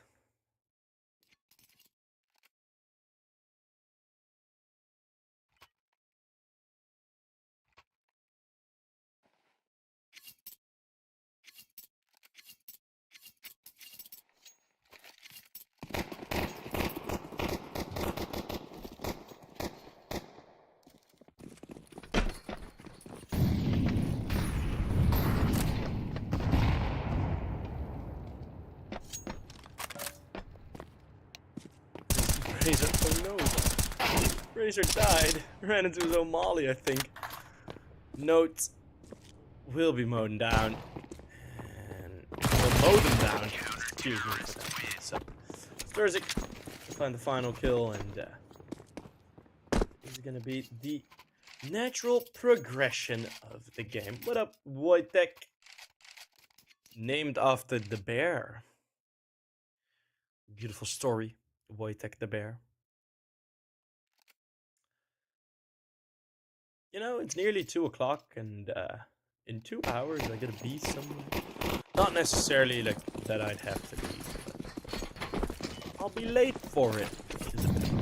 But WOPA and 9 Academy still locked over here, and on Nuke, it's gonna be Leaks. Dealing with the initial outside aggression. Leaks. Sharp once more.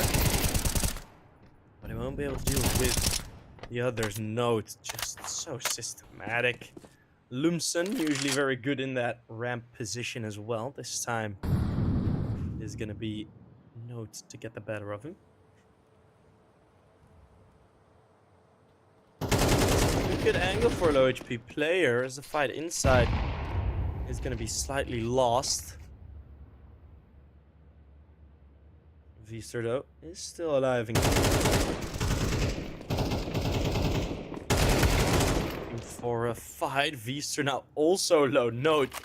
Oh, that 180. He doesn't even know how much damage he can do with it. Spots the first. Doesn't need to go for the gunfights. Ooh, the nade goes a bit deep. Leaks. He has that shot angle. He just needs to connect one bullet, but he needs to be so accurate.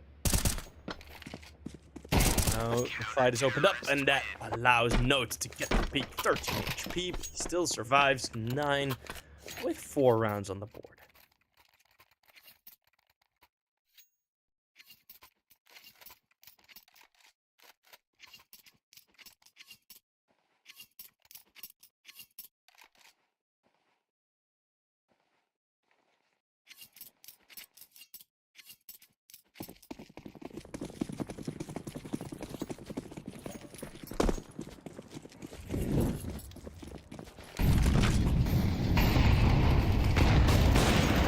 FX, good shot with the ADEPTS. Getting off to a great start himself.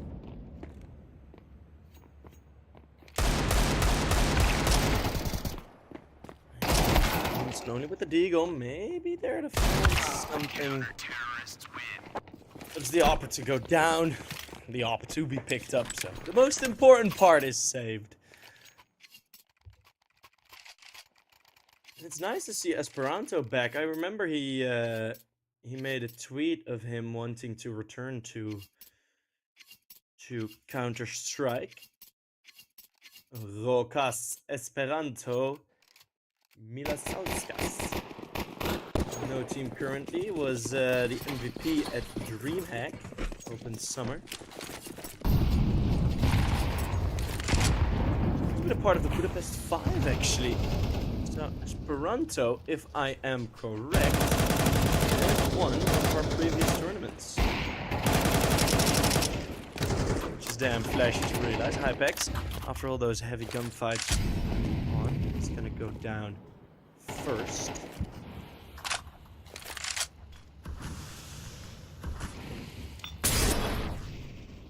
Yes, it was Esperanto that has already been a victor in EPL. Way back. Esperanto finding the one frag. It's still the one man up situation.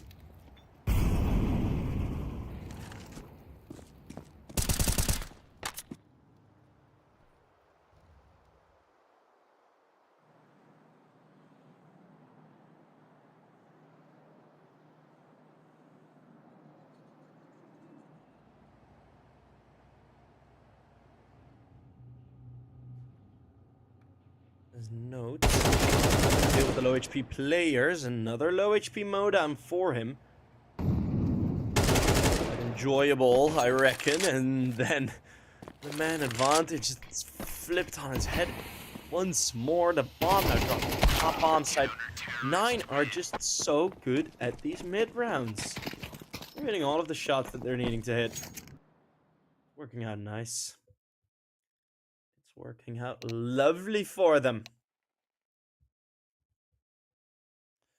As there is another tech pause.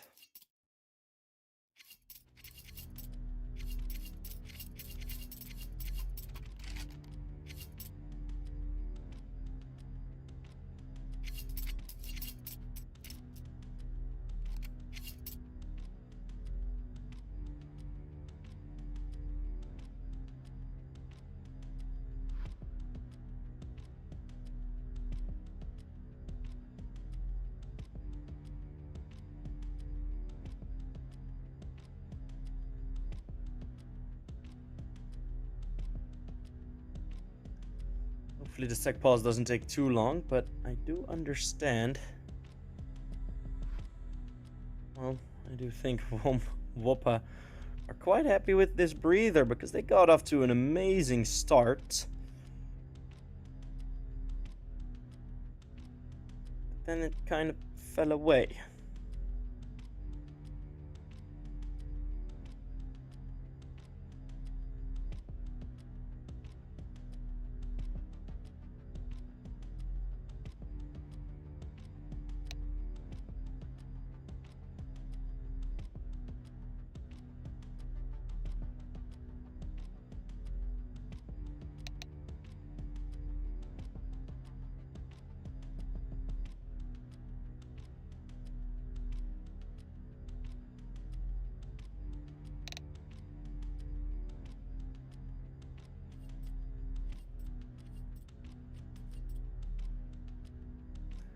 Tech timeout, luckily, is done now.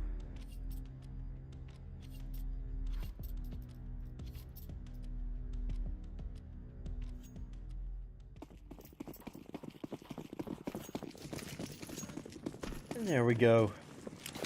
Righto. It is going to be the full buy from WOPA, although they do lack a significant amount of utility. We have Hypex all the way in the back.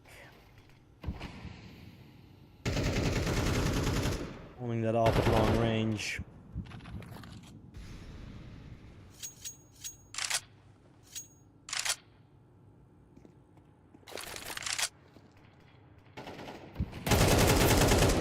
Going to deal with it. A note on this ramp. He's 13-1.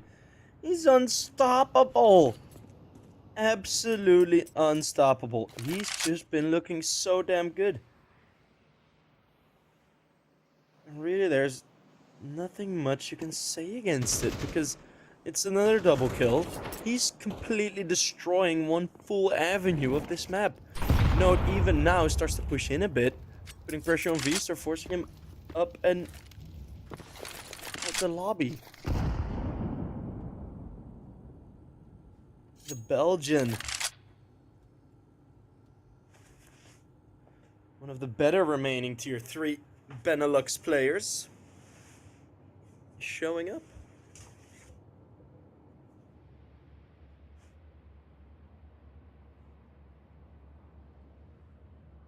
Now, the 3v5. As Hypex makes it a 3v2. Getting a kill on outside, waiting for that play. Sturzik waits until he gets confirmation that the bomb is being planted. Easy moves on for the wide swing. Vstar is going to be dead. It's another great round from 9 Academy. They're playing some very, very solid CS. And one big factor in that is the fact that Note is just holding ramp on his own.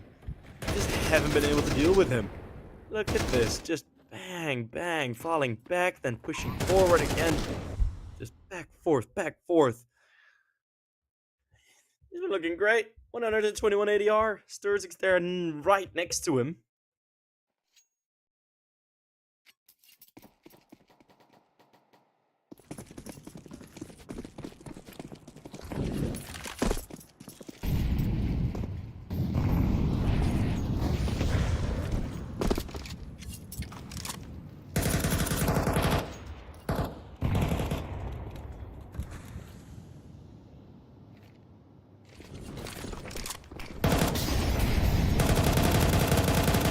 Till now, a full A site take. They're moving just yet. They don't really have the luxury of playing with the time and with the user like this. They don't have enough. They're just walking into a wall, and the wall's Lithuanians, Sturzik and Esperanto. Just stop them dead in their tracks. I understand what WOPA are going for here, right? They're going for sort of the double back. So you throw all the util first, with all the flashbangs and yada yada yada. You see what the response is going to be in terms of the util. And then you go again. Problem is, you could have also thrown a Molotov towards the top of hut and the top of silo, and then moved in. You only had to flash one angle. Now, problem was, they had to check a lot of angles. Way too many. Clean spray through the vent. Hypex missing a shot as he's replacing Note's defense.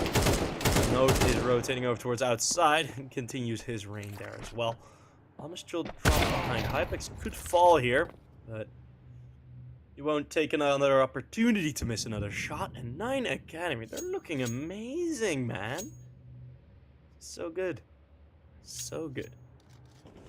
WOPA, of course, the old Scepter roster. Oh, Preasy. Nearly even goes down there. I mean, you'd even do well to just take down even one, maybe two more. Winning the round, just once again, just never gonna happen.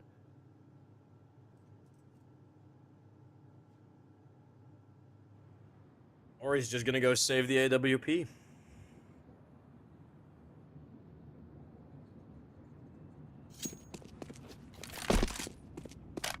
Which would be completely fair as well.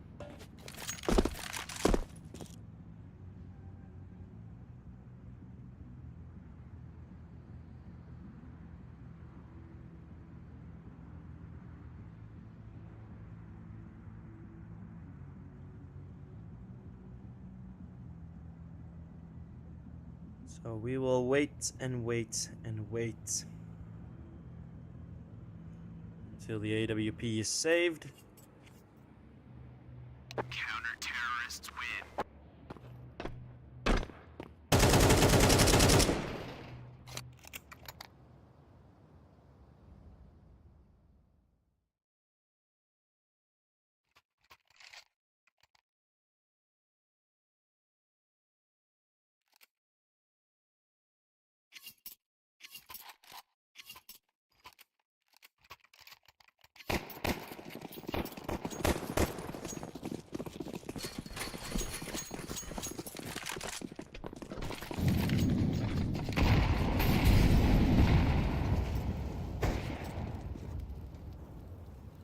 see, a scout for leaks.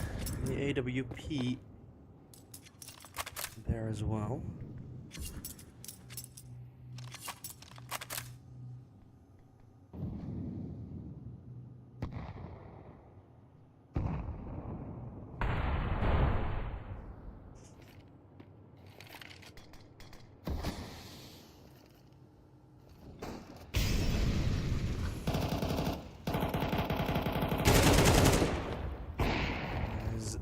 Leaks with the scout is able to find one of those kills. It's Esperanto on the outside.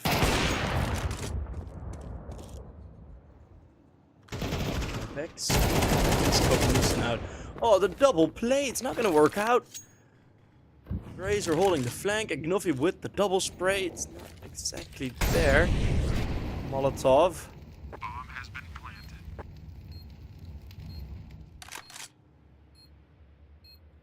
This is going to force Hypex back. And it's looking like WOPA, after 9 losses in a row, we'll be able to find the W unless Hypex, it's gonna be an easy one.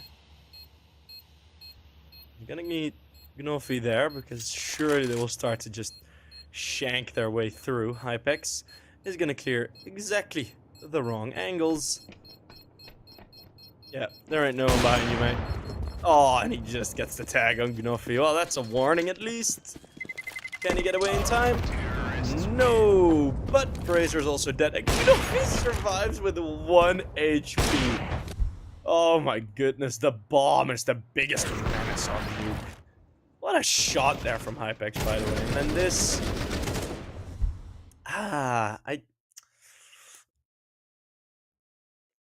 If it works, it's nice, and then you'll probably won't hear me complaining, but...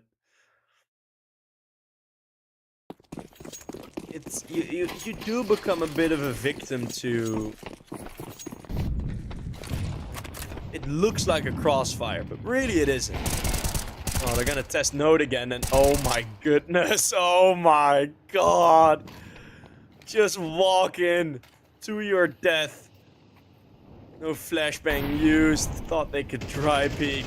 I've seen Lumsen get those types of frags. It's weird that he doesn't just adjust, but the last round of the half is gonna end like so many before it did. With Note getting a multi-kill, and the rest just bleeding out. My goodness. Note, my guy. Going crazy. Let him get the ace. Go for the wall wing. Go for the wall wing. Ah, boo. Another 4K though. Sturzik, and Note, this is their map. What plays are they making, man? It's such... Like, it's...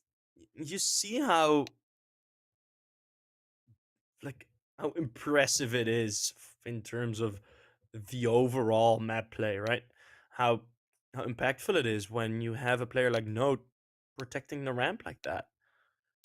It's such a big avenue just lost, and WOPA, they didn't play it well.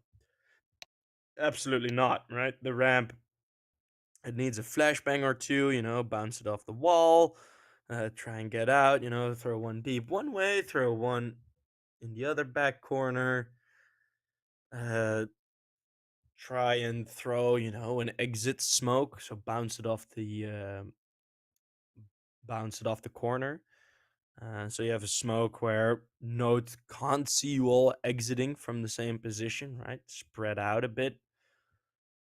It just never happened. It just never happened. They just funneled in. The dualies out for WOPA. Let's see, if they lose the pistol now, we can call this pretty much Jover. Let's see if 9 Academy can show the same prowess on the T side. Feast are closing range. Good off angle, but shot. Note in too fast, and Hypex and Note will continue fragging. 2 players coming in from heaven. Ah, even hitting each other. Add that to the pile of things going wrong. Note, ooh, a couple of taps. Note is, my goodness, he has 21 kills already. It's ridiculous. He's going 21 in 3. He is going to be so sad that this game is not on HLTV, but 9 Academy surely will put themselves in a good position to survive here in EPL Division 2. And maybe WOPA just feeling the fatigue now. I mean, this is their 4th map back-to-back.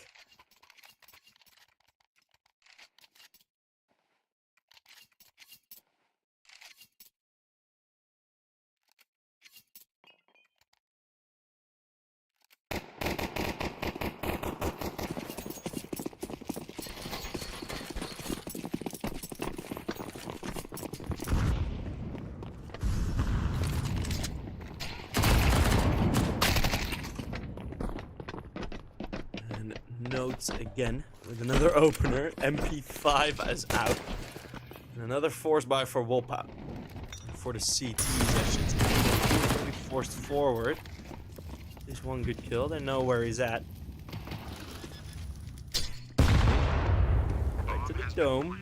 But the weapon, crucially, still up and fighting. There's going to be open Hypex. This is a tension storm between 2 or 3 avenues. Same thing as for Esperanto here, but Esperanto is good at the protection. Such clean taps. Something that we're used to from an Tier 1 player. He's going to show it off again.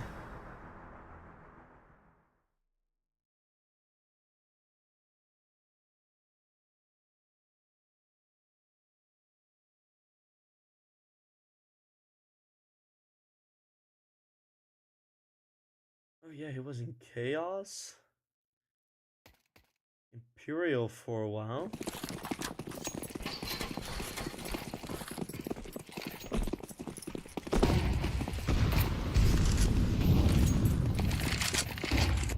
Crystal, Haji, Nexa, he was teammates with. Some big names he teamed up with. And it's going to be, again, a force buy because that is what is necessary to be map point. Nofi does well. Needs to be a 2 versus 3 to win this map point. And note, at the top bomb side, or at the outside, still fighting for it. Lumsen, number 1, but he's also on 1 HP. Brazer with the XM hasn't yet been able to upgrade or wanting to upgrade.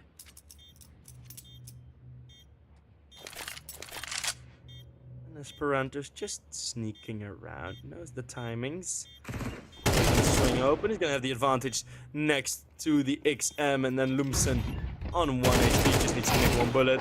Esperanto catches a dink for his troubles, but it's no trouble for 9. As what a quick one. My goodness. That was over in the blink of an eye. 9 Academy absolutely destroy WOPA on that map. They even destroyed my hair. I mean, my goodness, what an opening map of a best of 3. 9 Academy, if they continue this, it's going to be over. But, hey, having Esperanto as a stand-in, that brings a lot of experience. And in those clutches, see what it can do. Note, if he can continue this, he's going to go for the best of 3 of his life. So, guess we'll have to wait and see. Map number 2 on Mirage is coming up. We're very quick to it. Maybe WOPA can get some much-needed rest in between to load up for Mirage to fight for their life in EPL Division 2. We'll see each other in a couple of minutes with map numero 2. See you guys there.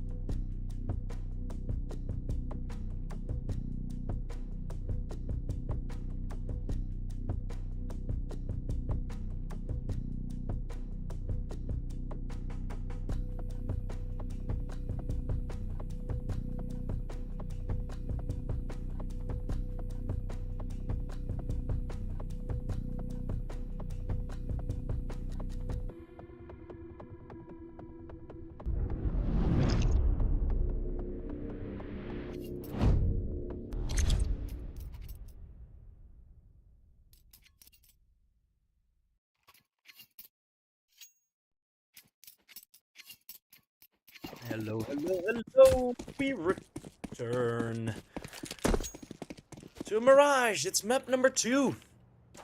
Previous map, 13-2. It was a slaughter. And now, Gnofi at least misses his first opportunity, but rotates have come in, and maybe this is a double fake or a single fake. I'm not sure yet. Note is still hiding here. That is it. One more kill. Oh, the mind games in this round are pretty heavy. Where do WOPA throw their commitment towards?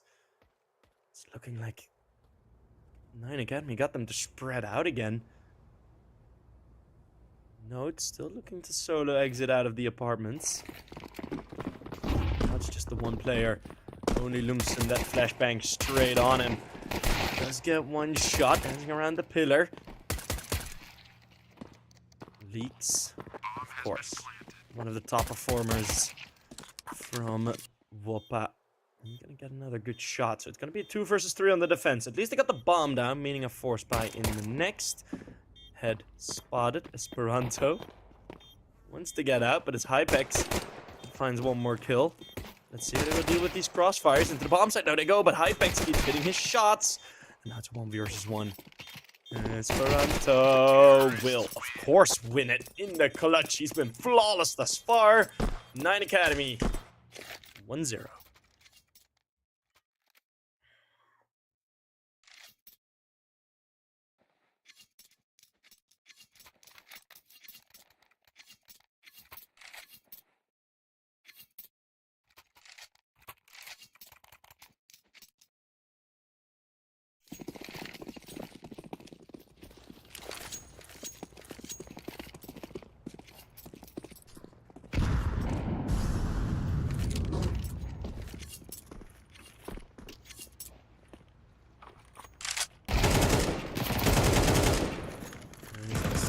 So, dealing with the push, there is the force buy, and Gnofi is gonna be the one to get the first kill. At least. Molotov's gonna lock him into the apartments, into the palace. The A-side apartments. Well, it's a bit of a reverse roll. Gnofi now trying to exit, but he has picked up one of the Galils. He's getting 2 frags, doing pretty alright. But let's see Esperanto get an ace here.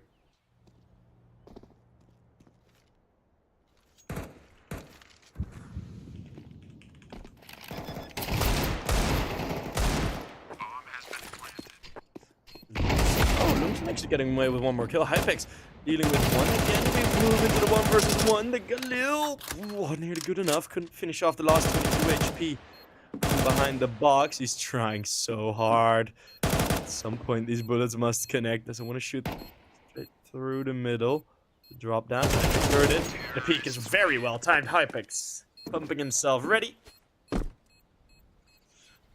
It's gonna be 9 Academy surviving that round. Not really thriving yet.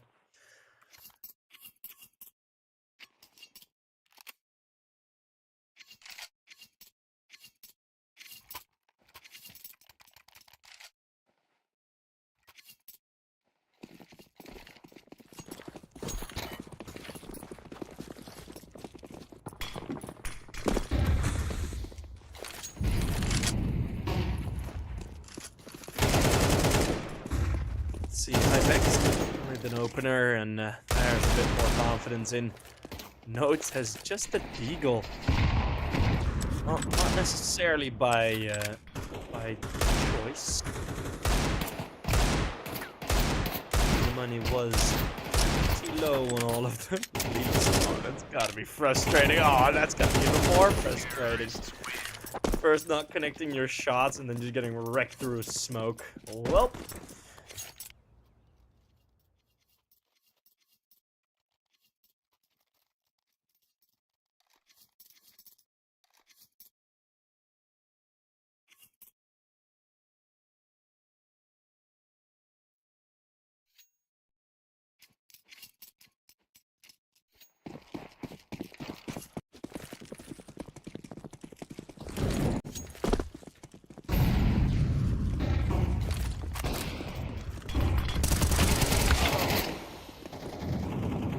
Okay, Esperanto, another great opener middle, 9 Academy.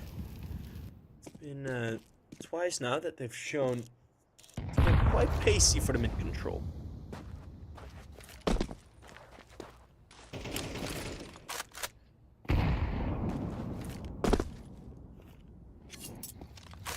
Information, not a Molotov down.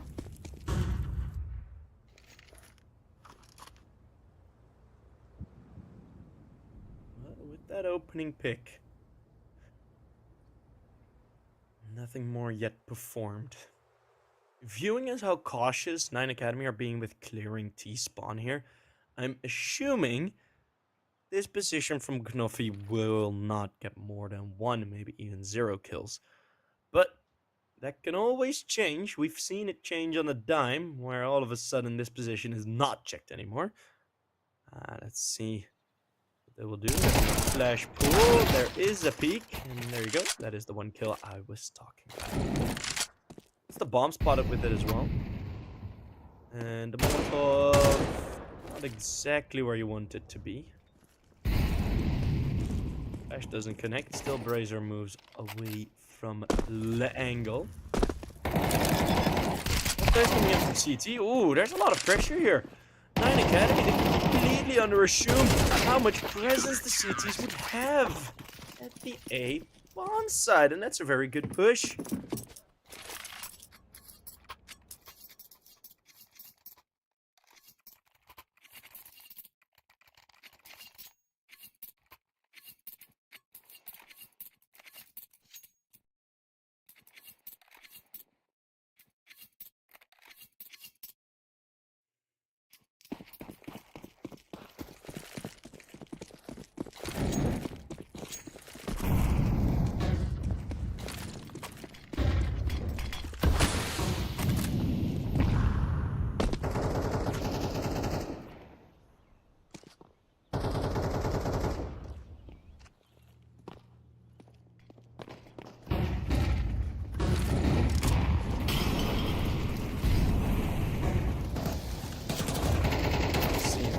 Bombs out already, mostly just because of the util. I haven't seen any one-on-one fights. Still this position from Gnofi, who I think assumed he was hitting fully in the smoke. WOPA just not really having the util to deal with smokes. Note again with just the deagle. Again with another frag, meaning Looms is all alone now. All the way up on bomb side. He's going to be running away, saving the AK. 4th round on the board, eventually, for 9 Academy.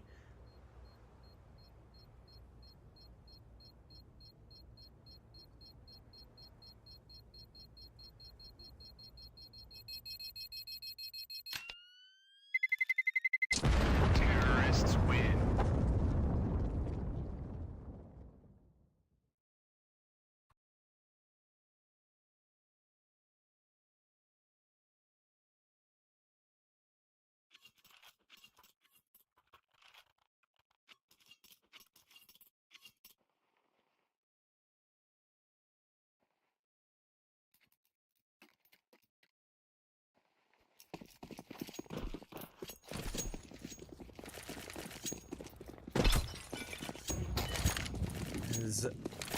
This time it's Vster.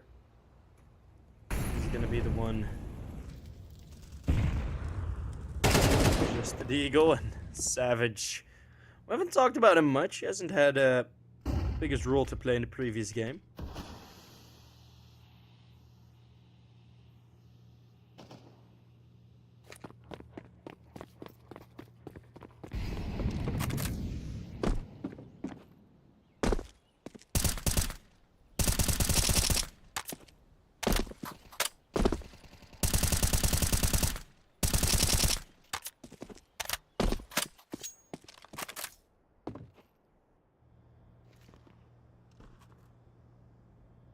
Razor has found 1 kill.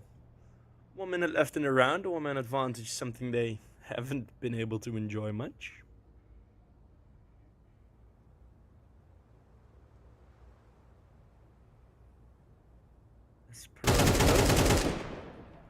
So prepared.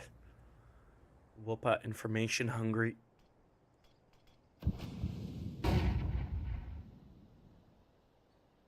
And price for it. And so it's a bit of a slower reaction. Molotov forces him away. He's got to stay clear of that short angle. Savage just opens up CT at that point on his own. Bomb has been planted. Right as I'm saying, we haven't seen much impact from him. That fully changes as Esperanto finds one more shot and then one more. Him and Savage get the full house. 5th on the board for the 9 Academy. And Esperanto being back it just feels good, man.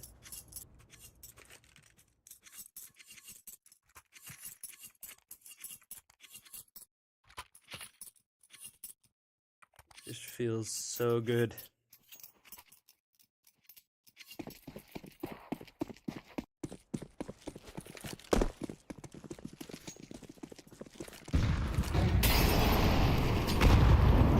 Just the deeds, couple of nades. Nothing more WOPA can really invest in.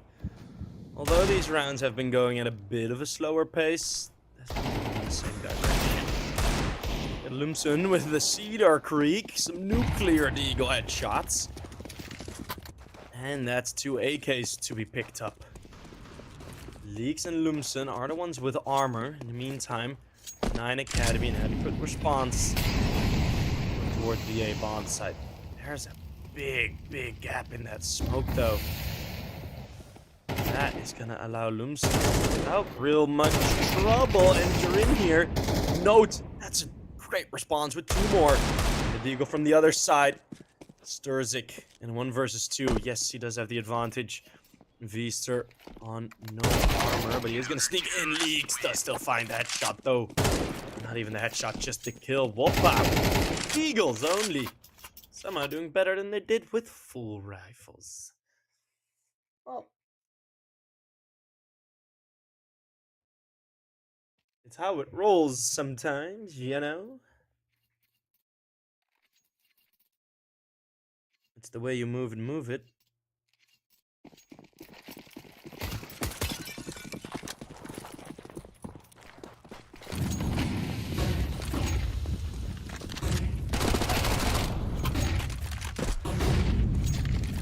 Hypex. Fast in the open again. This Preasy's op already dropped. And yet again, I mean, these run-ins through middle. Shots on it. Sturzik, well, yeah, Gnofa, you can't get away there. Those boxes are very sprayable. 3 versus 3, though. Hypex has been returned upon. And this is a fun play from 9. Because if this timing works out, they're going to be expecting this to be an A play. Depending a lot on if Leaks and Sturzik see each other here. Did Leaks see anything? I don't think so, otherwise the call would have come through. Feast are going more over towards the A bomb site. Lumsen is now going to sneak through tunnel. They realize, yeah, we cleared this. Now there's a bit more to find here. What a puzzle. What a puzzle this round. And then from behind, Lumsen will give his head. And not yet the second frag. Savage. He's a lot more necessary here than he was on New. A lot more impactful. What a shot. Just straight through the smoke. It's Leaks. That will make Esperanto's brain leak. Was it Esperanto? Don't even know who went down there. Savage will get the bomb still down. I don't know if he's still expecting someone to come in from short, but they are definitely coming in through the doors. Put this together. Savage will just have to wait. This time, try and get headshots, but it won't matter. It won't happen. It's gonna be a 3rd for WOPA, who, even though they're losing these rounds pretty heavily, still are able to somewhat keep up.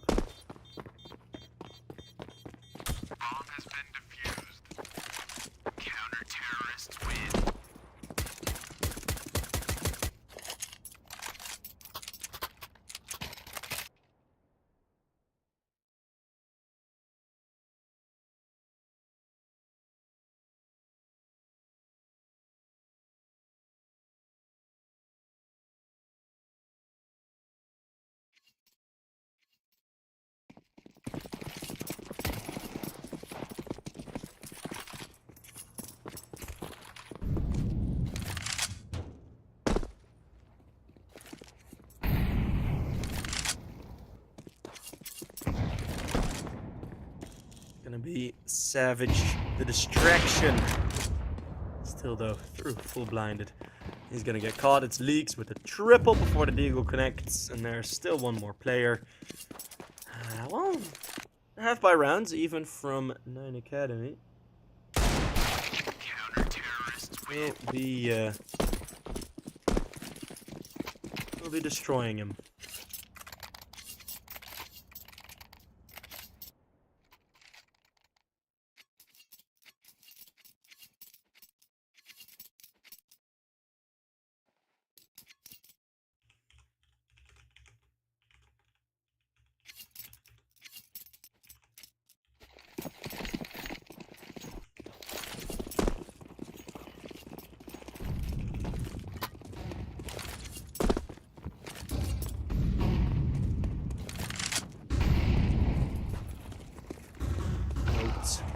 Sprinting in to help his teammate, but it's a blinded Razor.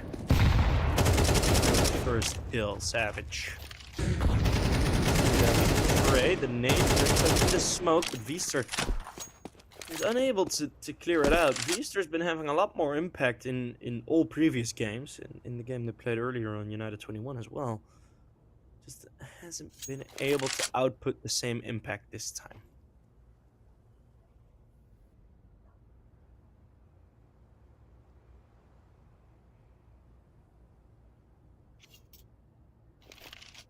Slow wait. Razor holding on short. Look at these rotates.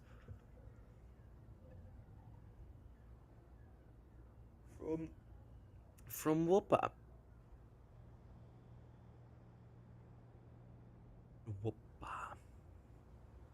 Feels goofy and awesome to say at the same time. WOPA. Well, Knoppi. For the wide swing. Not as wide.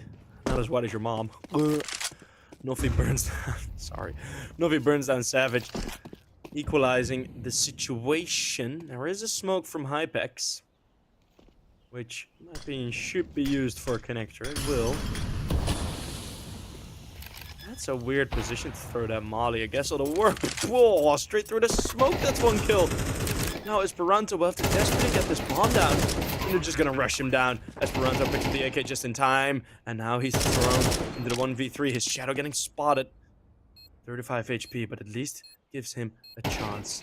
An opportunity, but it's Brazier quick with the one tap. Able to deal with it.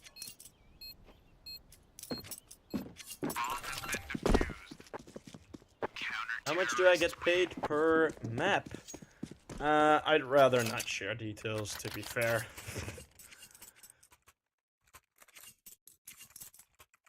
But I do get paid per map. And pretty solidly. So. That's where I'll leave it. That's where I'll leave it. Is it because you would say, oh, that's too much for how good I am, or oh, that's too little for how good I am, or that is exactly your word? Oh, it's whatevs. 2 more rounds left in the half. 5-5. 9 Academy below. Their great start. It is Mirage, and momentum doesn't carry as much weight as it does on other maps.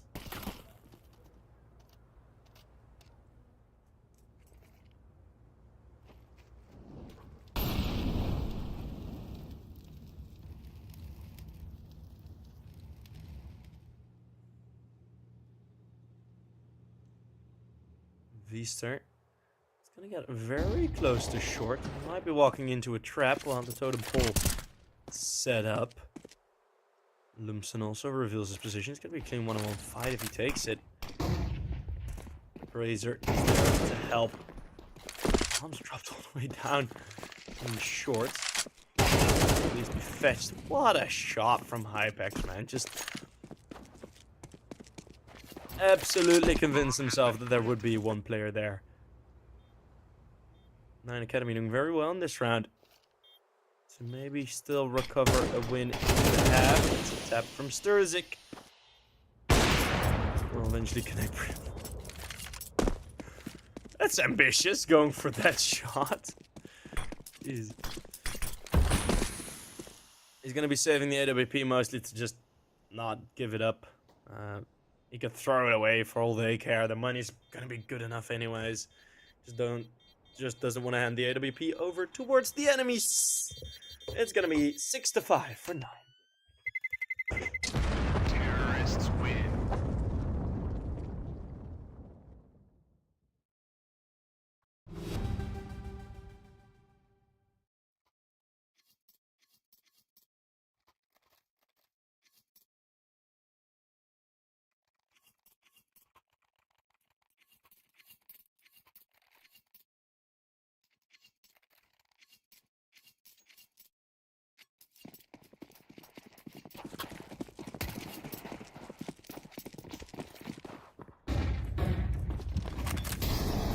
Final round of the half. Let's see what they give us.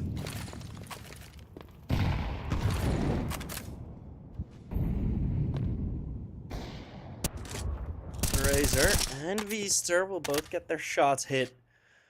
Gnofi with some more aggression was supported by the AWP. AWP is now chose to go for his own adventure. Meaning in the 2v3 they can exit at least, and Sturzik gets an opportunity to do that. Looking good. Peeks against short. WOPA has been pretty dominant in those long angles, and Sturzik finds a great frag, but his defender buddy goes down. Leaks winning the 1 versus 2 before it can even really get started. And that's gonna be the half equal, 6-6. Before 9 Academy move over towards the CT side of the map. Well, that is surely interesting.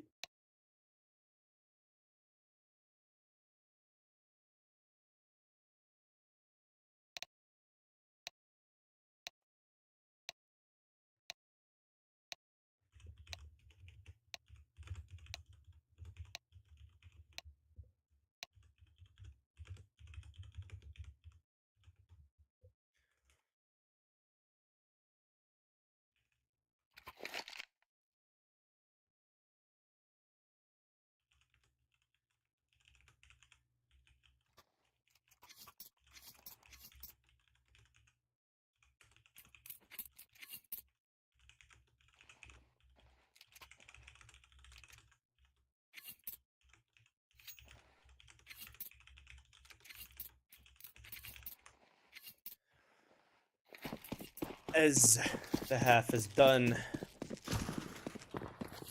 Halftime. Halftime out. Halftime. Time half. I don't know. The timeout's done. WOPA and 9 Academy will be facing each other. Note again on the anchor position. It can be hard to deliver as much impact as he did on ramp on Nuke, but I say that it's a very clean double kill. He even moves in to dodge the other player. Note, what are you doing? This is a highlight reel. And it's just Brazier left in a 1-on-3. Doesn't even find a weapon. Oh no, it's just so chaotic. He only has 1 bullet, needs to reload, but on that sound cue is gonna get pushed. And it's Sturzik with the final 1. Note, just so damn clean in his anchor positions today. Big shout out, man. He's playing so good. I'm gonna tweet at him today that he's playing really damn good.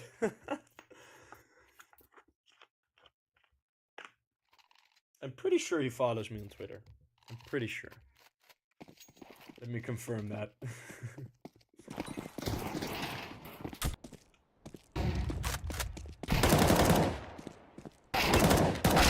Oh, he doesn't follow me. Oh.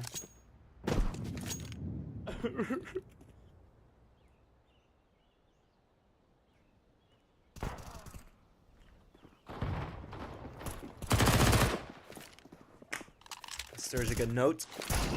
We'll find 2 more frags. Bomb has been planted.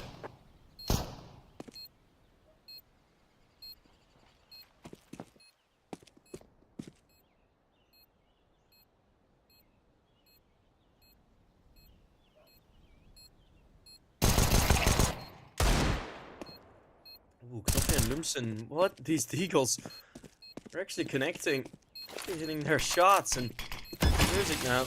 There's a 10-second defuse up for him. He just needs to stick it. Oh, there goes your time. Oh wait, there is a defuse kit. Oh no. Oh, what a way to lose. That is so tough. Oh my god.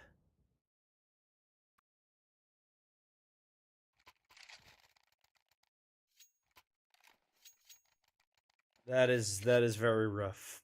That is indeed very rough.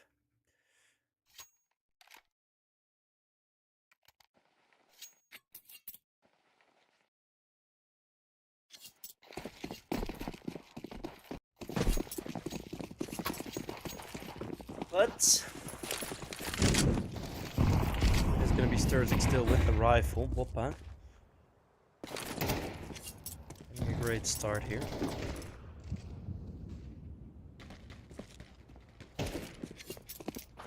That's the second half.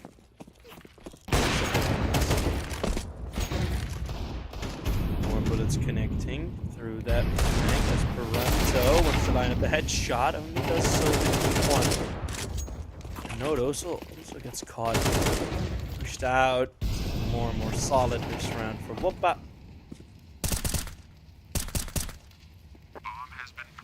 Yeah, you just gotta be saving now.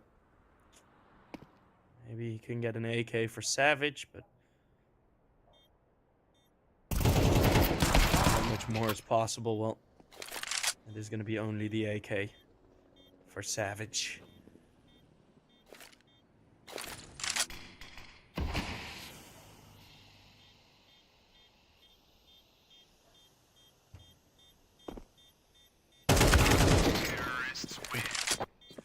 Oh, even Gnovi going through the smoke and catching him.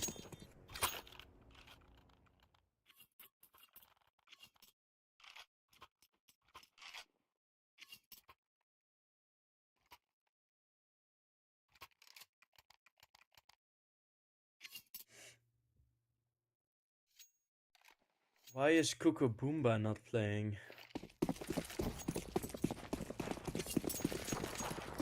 Who the hell is Kukuboomba?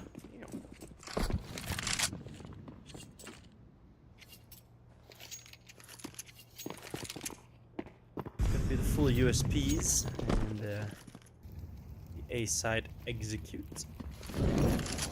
See if 9 Academy can return the favor. It's the money from WOPA. Will most likely build up quite nicely after this round. Only one kill. So, money being built up. It's gonna be WOPA on 9 rounds. 9 Academy is still, like, they're still not, like, it's 2 rounds.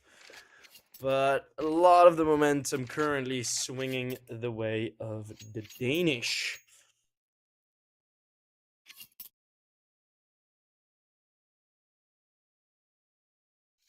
The fun part of Twitch chat is back.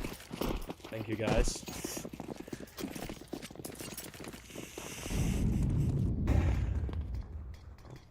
Esperanto. Oh, nice molly. Okay, let's see how well Note is going to be able to hold on. Like, there was a lot of faith in him in the pistol round. He provided. Let's see for now. They are keeping Sturzik close. There's also going to be a boost in the mid window. Esperanto. How long do you want to keep attention to that? As all the other T-side players are going to move over towards middle. No, you got to focus on your own avenue, man. You need to look over towards short because it's Brazier that is causing all of the trouble. Bomb has been planted. 9 Academy. Losing one more round. Hypex and Savage. They'll be lucky to save. It's going to be double digits for WOPA on the map pick of 9 Academy. I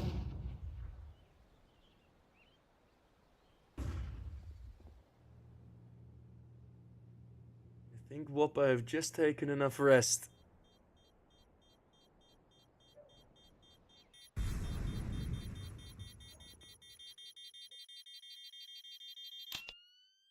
to be able to deal with this. Terrorists win. Well, 5 maps in a row, and they're still going strong.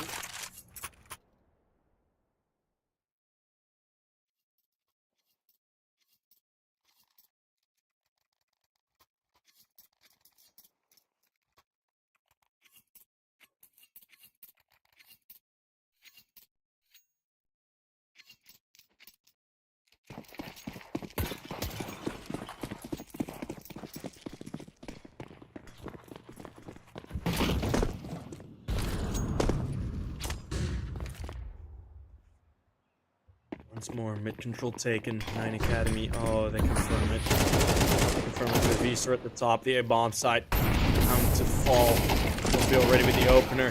Esperanto and Sturzik are gonna need to hold on. Bomb's being planted. There's still this mid play. He's being put under heavy pressure.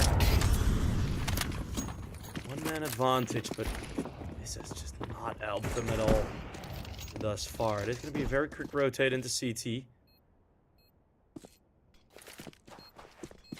Time is running very low. They know it. They don't have a defuse kit again. Razor, oh, hits that flick towards the top of the jump spot. And Hypex is gonna be all alone. There's nothing he can do. No kit, no nothing, no... Just nothing. Oh, he will get both kills. He will go down himself. WOPA, 11 on the board now. 4 rounds in a row.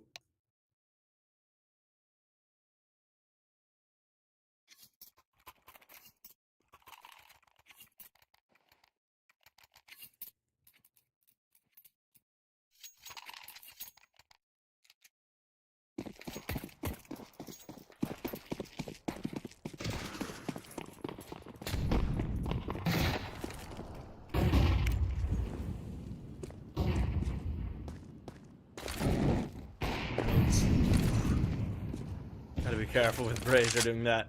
It's another mid push, another mid play, straight through the smoke. Lumsen is gonna go. Hasn't tagged anyone from behind. A lot of damage, but no kills yet. The kills are for the CT side. It's a smoke dropped. Rush through, but Note again picking his close range angle. Razor just wrecks him with an O-scope.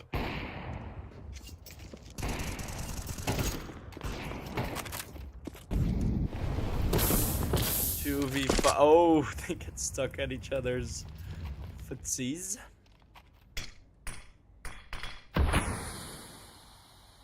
Another smoke in a 9 Academy. Might have just been okay.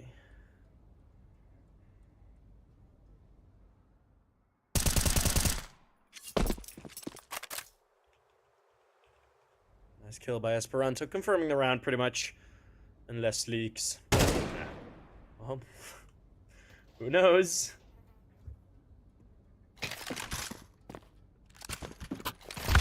Counter-terrorists win.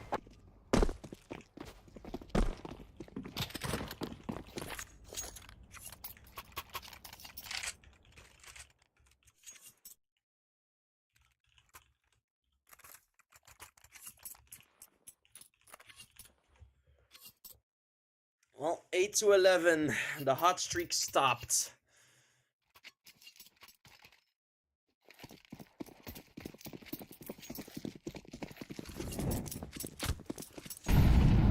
Hey, Sheeps, how's it going? What up, man? Or woman. Or dragon, by your profile picture. Yeah, what up, man? Are we doing good? Esperanto goes range, cutting down one, and there's flashbangs. Oh, it's raining men, but the men are flashbangs.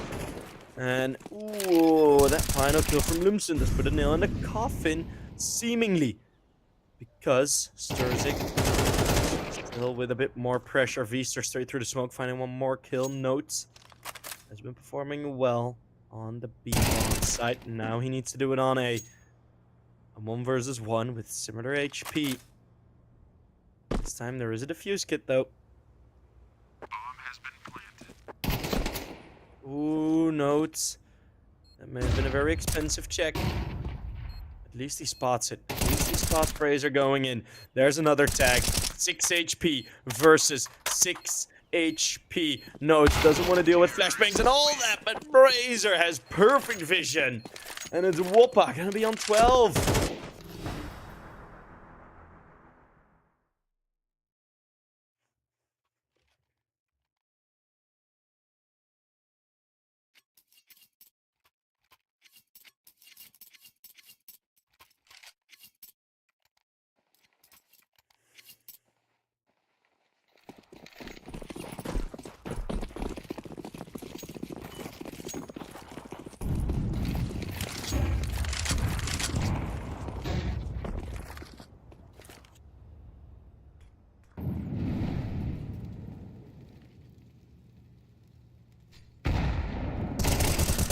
Hypex, get it with Esperanto. Mid-aggression may be working out, but then this happens. It's Vista cutting down 2. 3 versus 3.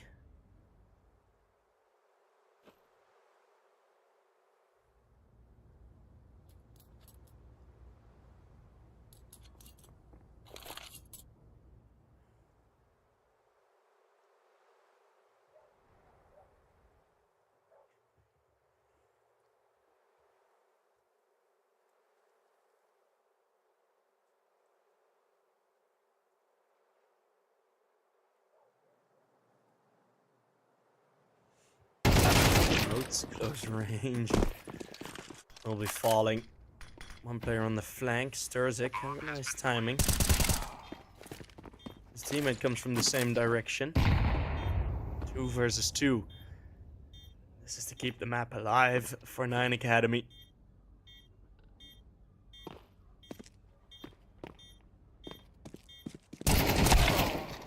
Well, Sturzik, he's gonna fall. Savage, 1v2 drops down. What a shot from Savage! Ooh, he gets the drop down kill. WOPA in their last game that they had on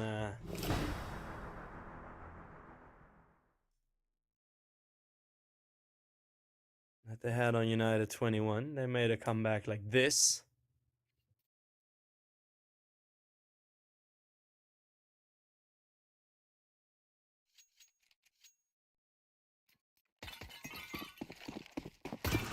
But then it was for WOPA. They managed to win in an OT.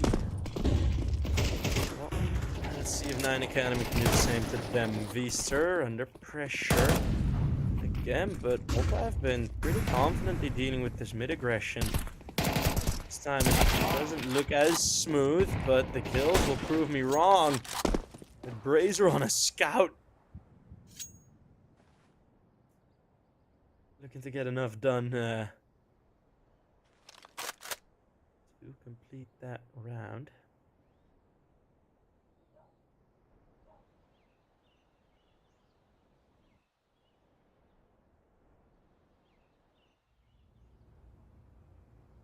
Well, notes on the SMG. Might find a window here. Oh, but it just looks away. Savage under pressure. Finds the wall. Oh no, the first one isn't even clean. Yeah, this should be it. Oh, what? Huh? He actually did get that kill? I didn't think he even got the kill. I thought it was going to be a 3v1. Now, they're both running up the ladder. Long range. Nodes will not find it. It's going to be map number 3. Of course, it will be. As my camera still doesn't focus. Like, my camera hates me. But it is going to be map number 3. We are going to go through into Anubis, which is going to be quite an exciting map. I'm looking forward to it. I guess I have to text my mates that I'll be later tonight, because we got CS. WOPA versus 9 Academy. WOPA have been able to fight back. Now let's see on Anubis what will happen there. Yeah, looking forward to it. WOPA, previous matchup, they lost it on Anubis and on Dust 2. That's where they lost and they went out. They went to this match. Now let's see. no Dust 2, but we do have Anubis. Let's see how it goes. So, be back in around 10 minutes. See you guys in a bit.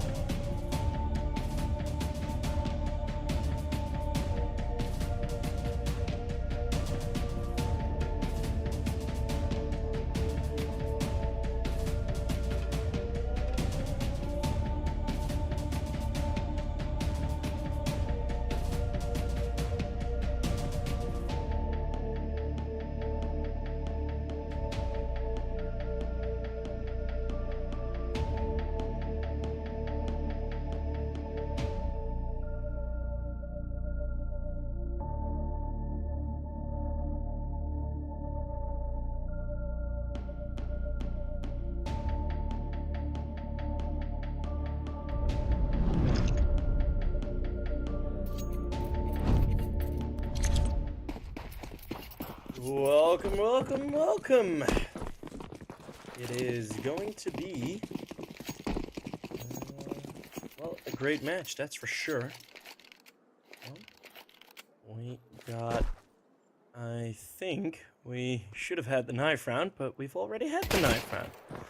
So, it is, I think, 9 Academy winning the knife round as they have picked the T side. Usually the winner of the knife round picks the T side. Very fast in again with the pistol, Hypex. Continuing what he's been doing all game, and that's been hitting shots with the pistols. A bit of a fight going on in the back. Hypex continues to fire, man. He's just so good. He's fragging. He is fragging. And oh, I just hit my air conditioning. Not that it's been necessary, air conditioning. It's been very cold out here in the Netherlands. Usually with a name like Nether, you should expect some warmth, but... It's gonna be another force bite from WOPA. As both of the second round force bites have been successful.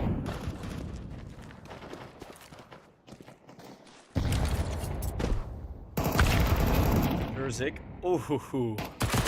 1-2 combo, the scout and the nade, and then Lumsen converting on that as well. So Brazier with the scout already catching 2 assists. It might be another force buy that goes well. You just don't want to win the pistol in this best of 3. Simply not the best option. See how well they will deal with it midday. It's a great headshot by Leaks. And another tag with the scout. Wilson will go down to Esperanto. Esperanto will instantly go and hold the flank. Because he's expecting Nofi to move through this. And Esperanto has the read spot on, but he just turns away at the wrong moment. Oh no! Timing could not be worse. Hypex, though, has a good opportunity to save this round. He will, but the double spray is not connecting. It's Knoffi that will find it.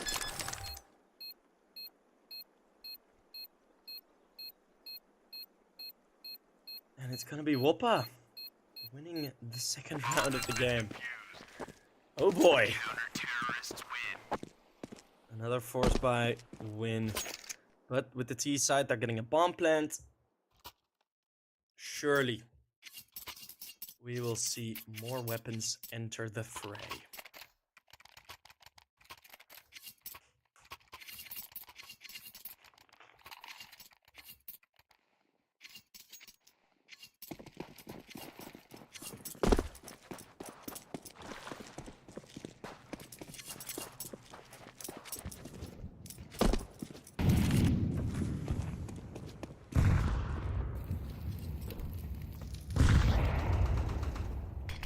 Savage, stay close range, but no one's gonna be pushing out, so we'll show off the knife for the stream. Brazzers is something else.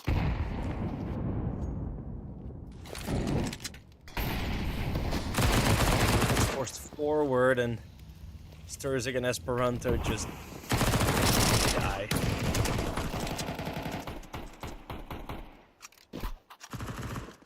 Would have done better to move backwards after that initial engagement, but it is what it is.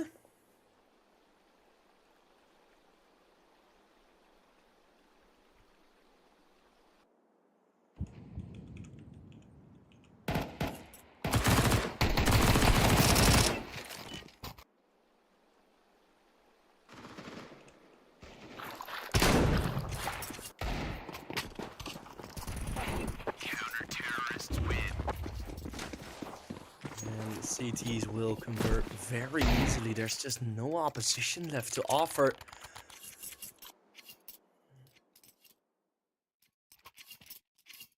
And WOPA, they look very, very solid thus far.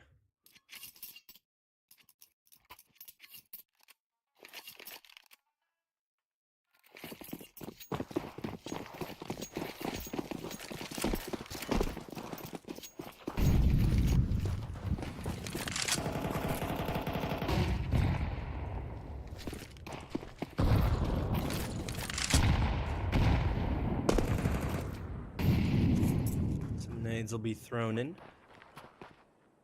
Not much more threats are there. WOPA, I mean, it's hard to spot a weakness at this point. Side of WOPA.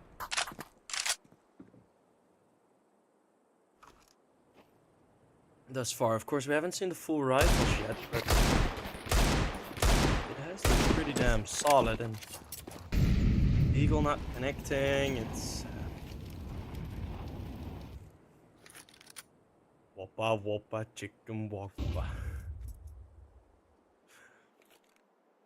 Yes, can I get... I'd like to have 5 Whoppers and 5 more Whoppers.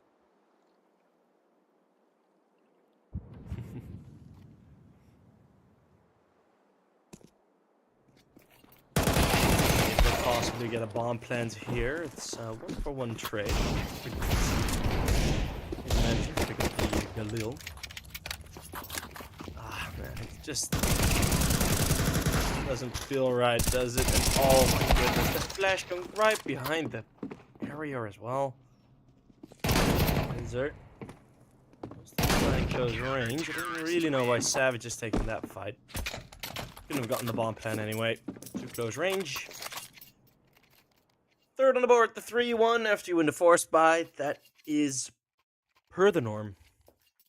Before 9 Academy will get back to buying weapons. Now, if you are 9, what would your plan be? Well, it's going to be a difficult one to predict.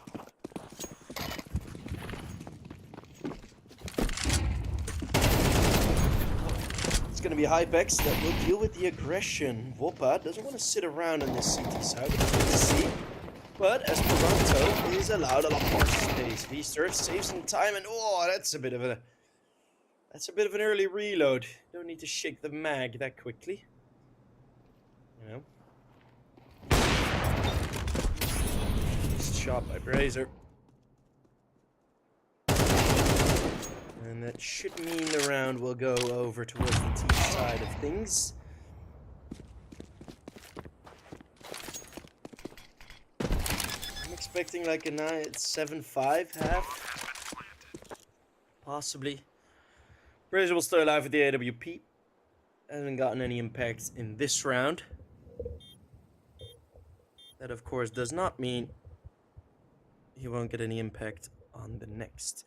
So, there we go. Got my mic set up a bit better now.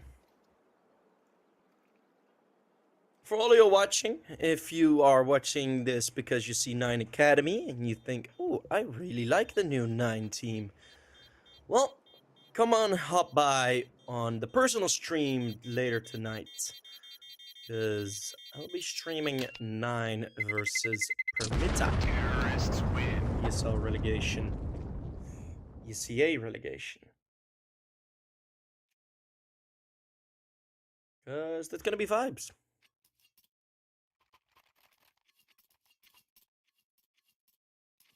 And I'll be the only one streaming it. Pretty sure. So, hey, Eden.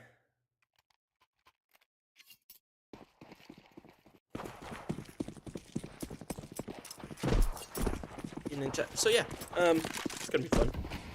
Streaming on my own channel for first time in a long time. Last time was with Mouse and XT.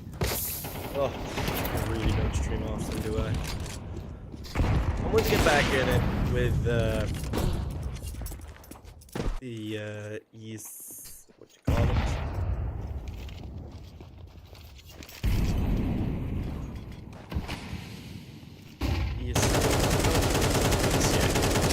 ECA games. Sturzik, let's find the headshot through the smoke, as this is a round with a bit of a slower build-up. WOPA, despite losing a man, very far away from losing control over middle.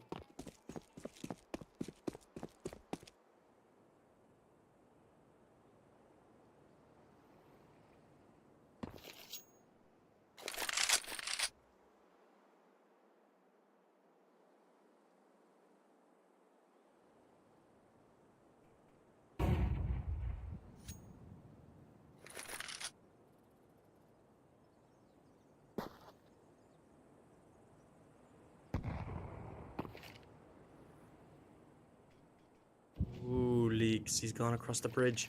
Doesn't see them, but he will see them cross. They line up for him. Oh, and that's beautiful because that was the 2 full HP players. Oh, that's gonna be a round done. Sturzik. Oh, no way he'll be able to trade upon that.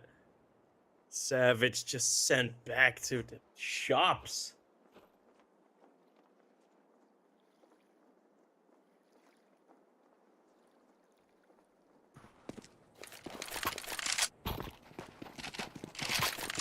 Counter-terrorists win.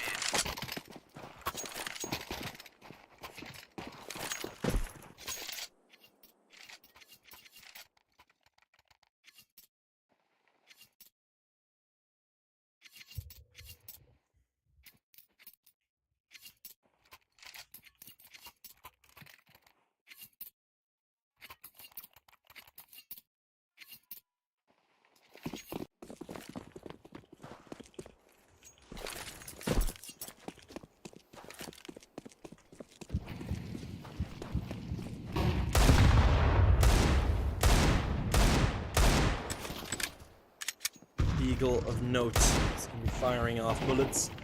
Once again, he's the one to sort of sacrifice himself in terms of what weaponry gets bought. Beaster just gets out of there. He doesn't want to deal with it.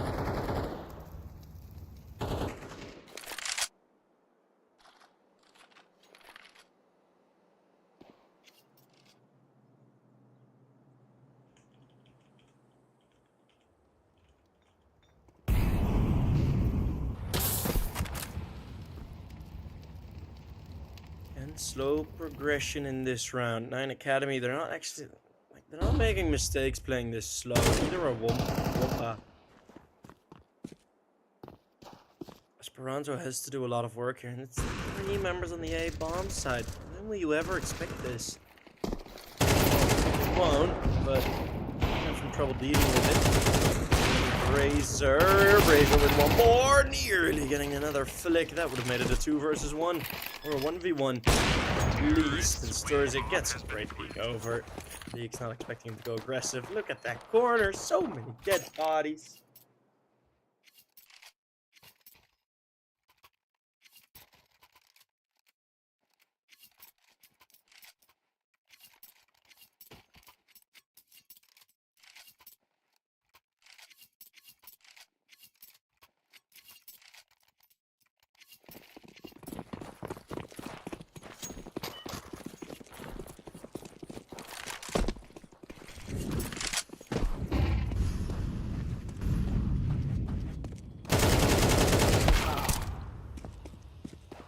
Notes and Gnoffi able to trade.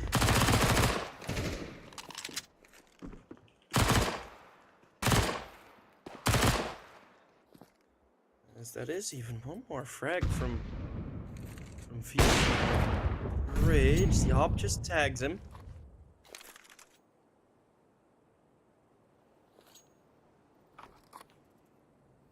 Nine Academy, or sorry, WOPA nearly broke after losing one more round. Now it's again this man-up situation. Against the lower buys, 9 has really been leaking. Leaking deaths, leaking map control, just hasn't been perfect.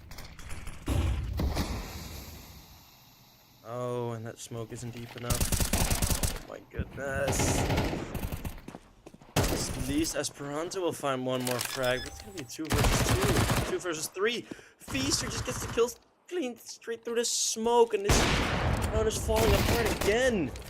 Like, yes, Hypex finds a frag now, but on 22 HP, he needs to clutch, and he's gonna miss another op shot. WOPA on 5 as 9 Academy. They should just take a timeout here. Well, it's a tech pause.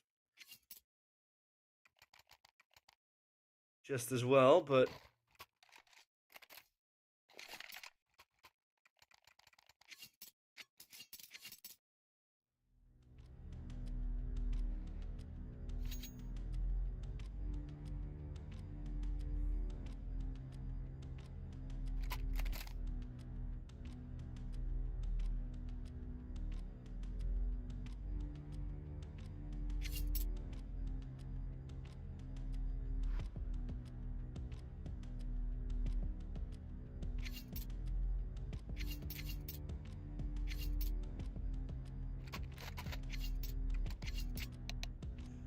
Yeah, 9, they're gonna need some changes here because this is not going the way they wanted to.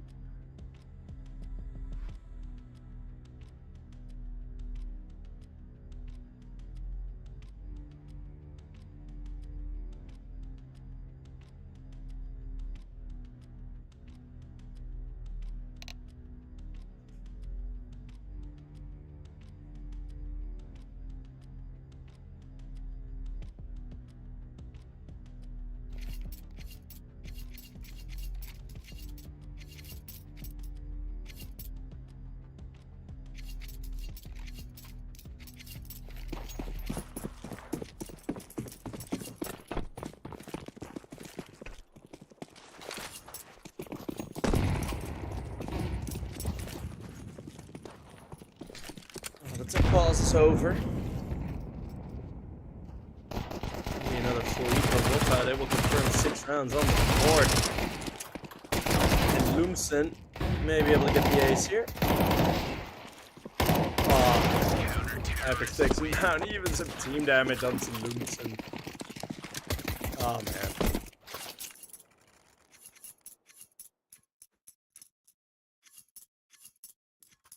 At this rate, you know, we might be saying goodbye to... We might be saying goodbye to 9 Academy because this is not going at all the way they wanted to.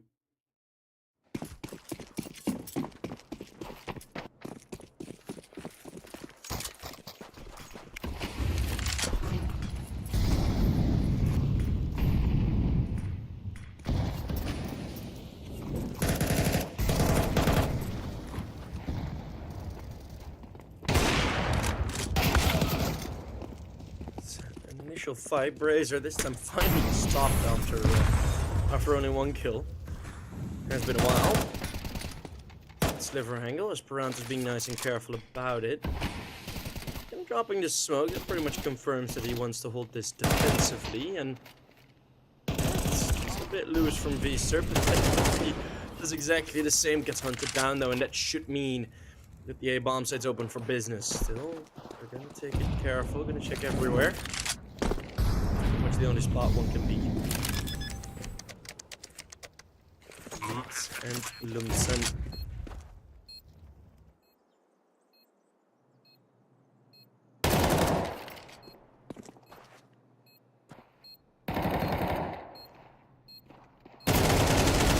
They can do this. The crossfire too strong, and Savage with the double mow down. Finally finding some more impact. It has been a while since he has done that. But,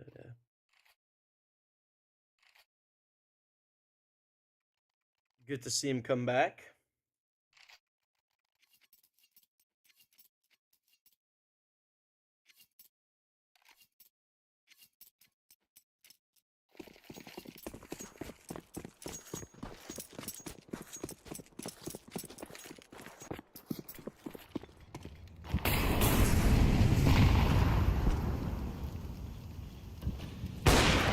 Razor. Boost over the Razor in so many effective positions. Flashbang hit everyone, but Beast just keeps on moving. Keeps on moving! And there the trades are. So another 2 versus 4. And I mean, these rounds, 9 Academy, they're putting plans on the board here that are relying on so many mini things to go right.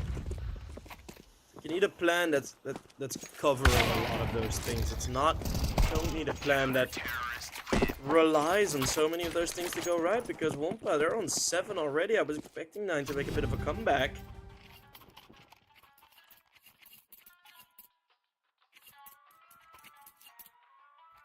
No horrible player? Well, I guess you didn't see the first map then.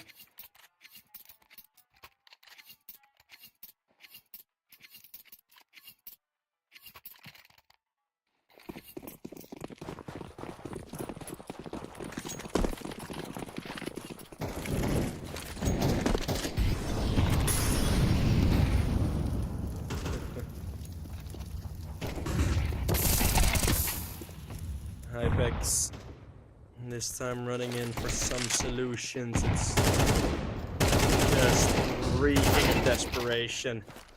A stench only rivaled by that of sewer.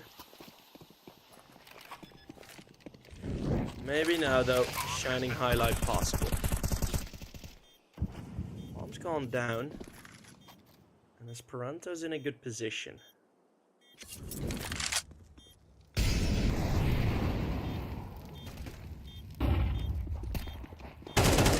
Esperanto, that's one. Not getting a second as Brazier also misses his off shot. It has to be Esperanto with the ace. It's gonna be Brazier close range. Now we'll find the quick scope. That is the final round of the half. Done. 8-4. WOPA in the lead. Well, to be fair, they did beat Partizan, which is XI Nation, in the previous game, so they are feeling good today. I think Nuke was just a bit of a fluke. I think Nuke was just a very off map for all of them. And a very on map for 9 Academy. It is what happens at this rank. Sometimes you have those differences. And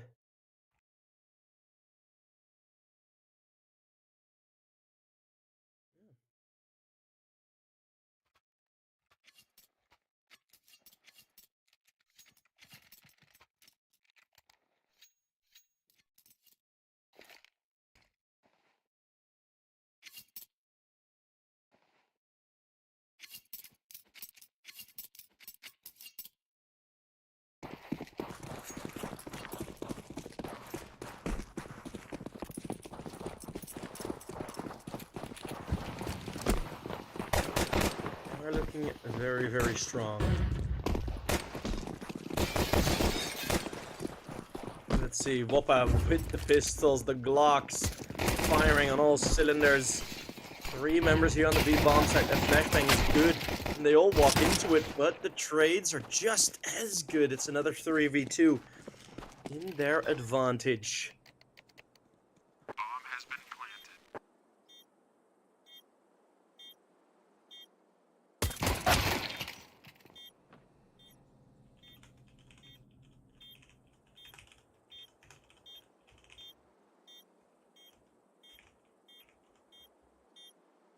Hypex all alone. Well, there's 1 kill. Terrorists win.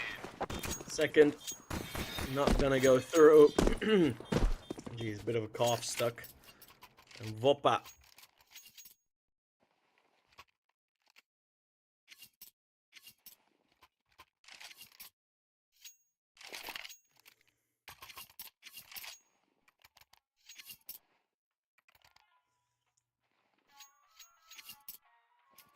We'll get to 9. There is a force buy.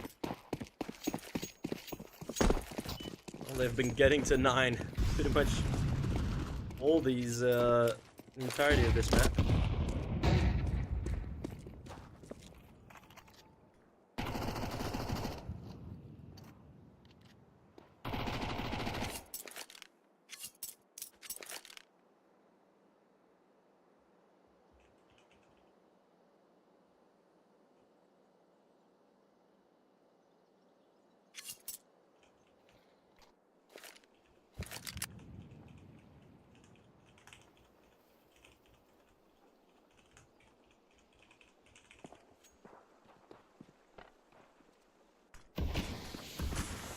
Notes.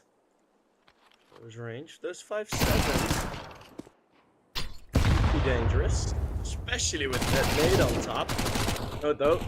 Doesn't deal with the Mag 10 well. Then cuts across him. Straight like the knife. Sturzik is able to deal quite well with all of these low HP players. And yet again, it's gonna be the force buy with the win. How does this keep happening? Counter-terrorists win. How? Oh my god. How does this work? I mean, this is the 4th time. 5th, maybe even. I know 4 for sure where the second round force buy works out. This game is single-handedly adjusting the statistics of how many force buys have been won.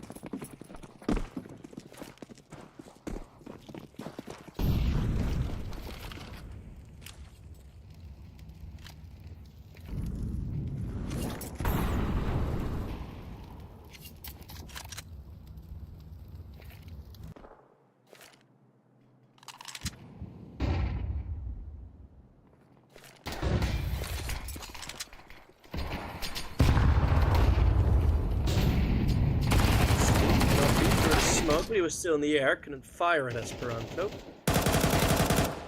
And it's just going to be a run-in, of course. Upgraded weapons did get bought, but Savage holding on very nicely. Counter-terrorists win. And that is going to be 6. And there's going to be a full eco in this round, so 9 Academy will be on 7.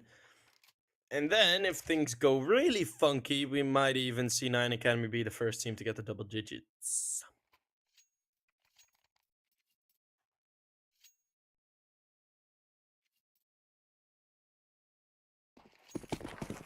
And then I'm expecting all hell to break loose.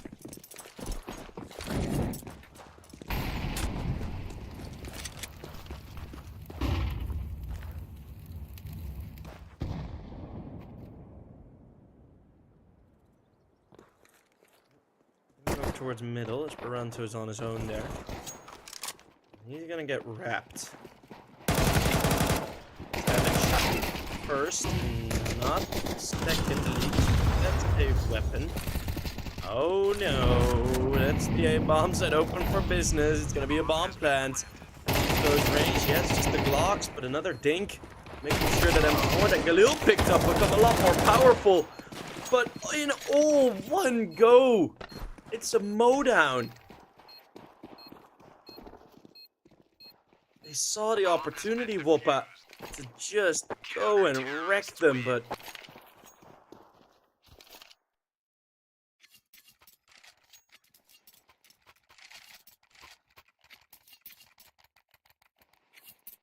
the mowdown's a bit too strong. Reminder, that round started with Glocks and a single P250. So the fact that it is even that close is worthy of praise for WOPA.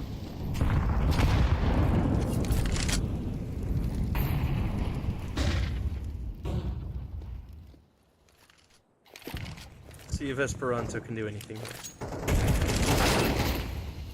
Oh, Beaster. Let's get a good kill through the smoke.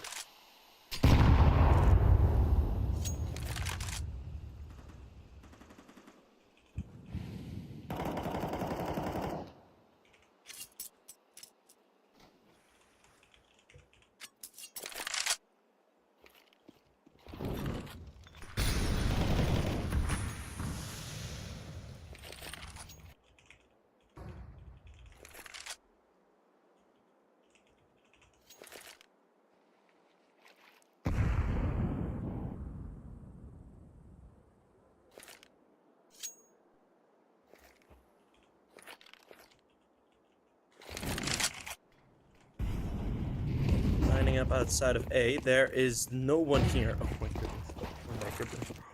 Oh, WOPA or 9 Academy decide to stick the other side of the map. And we're gonna get a 4-man save. After 1 kill in middle. Oh boy.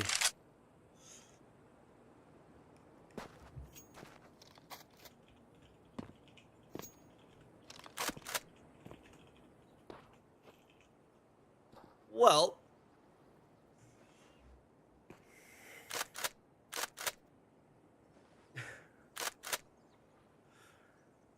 it's gonna be double digits for WOPA after 1 kill. Terrorists win.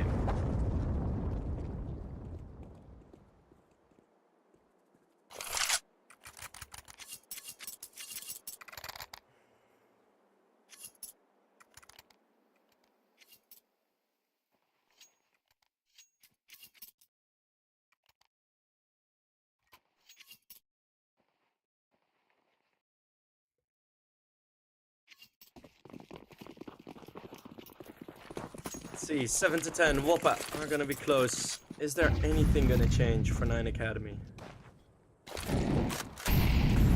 Anything? It's just default.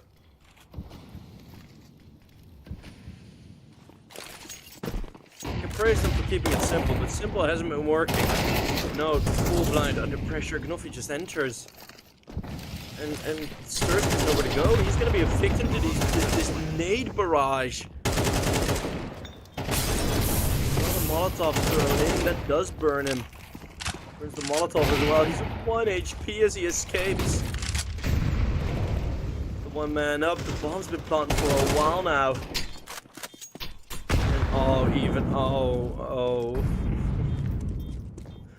Everything is going wrong. Every single thing for an Iron Academy that could go wrong is going wrong. Oh, savage. That is terrible. Oh. First you mess up the nade. And the nade bounces back, hits you because you jump right into it. And then you lose a gunfight of 5 HP. Because you got killed earlier. Oh my god. And it's WOPA to take the tactical timeout. Oh, that's so mean. Well, 9 can certainly enjoy this, but WOPA, they're most likely gonna close this off as one of their better days.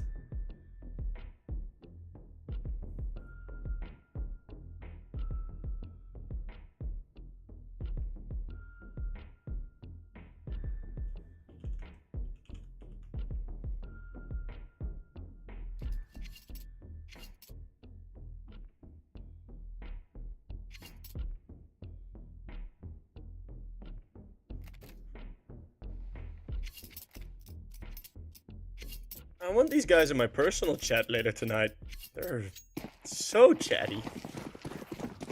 Eggwog1s and the number guy. So yeah, if you want to see more CS from 9, the real team, I'll be streaming them tonight on my personal channel at 8 o'clock.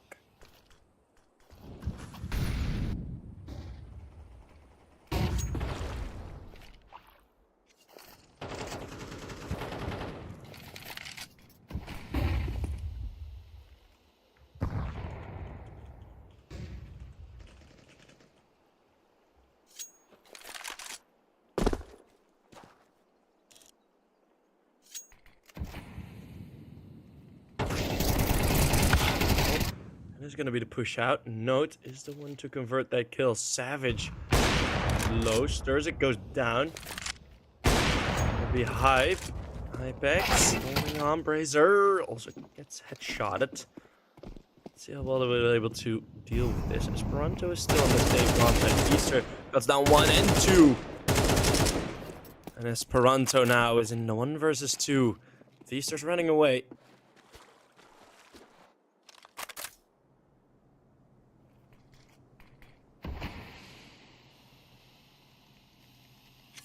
Smoke down on the temple. And Esperanto's gonna go straight through. Vista will still find it though. 12 on the board. WOPA will have the lead, and there's a technical pause right before.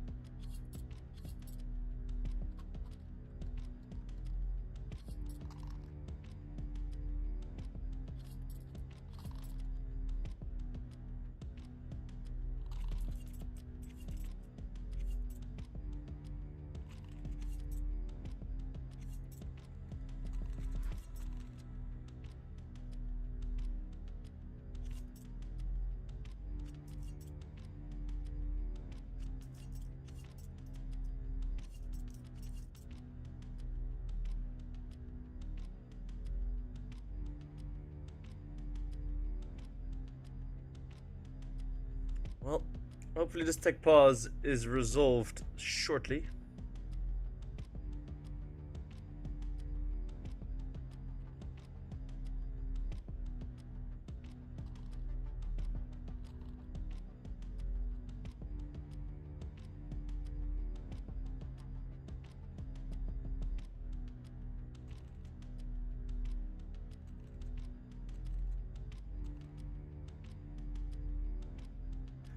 Well, hopefully this tech pause is resolved quickly. Brazier is having some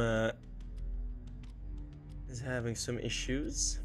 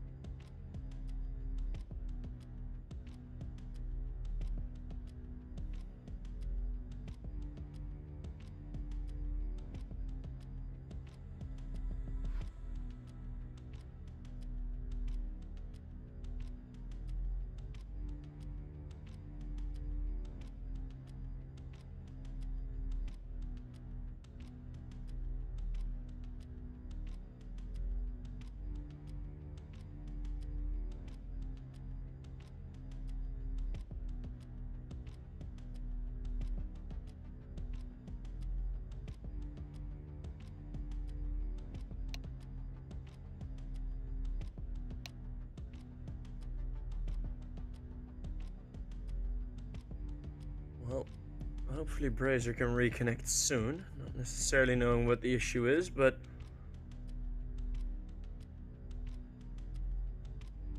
I know it's done with a bad timing.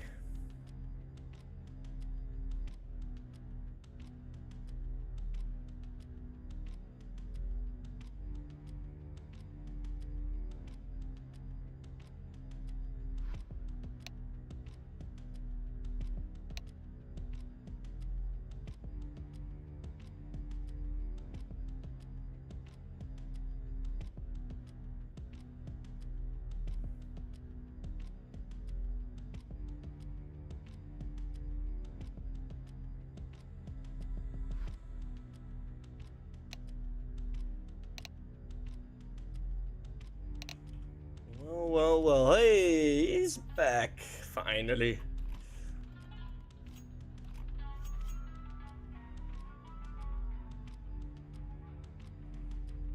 That's good to see.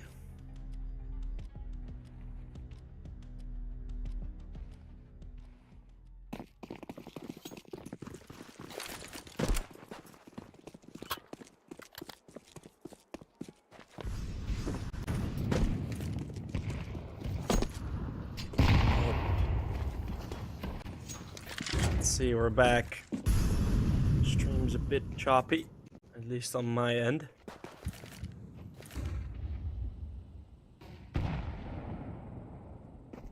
Yep. We'll be going through nonetheless. Hypex challenging his smoke. Starting with the default yet again. Glad that we're back.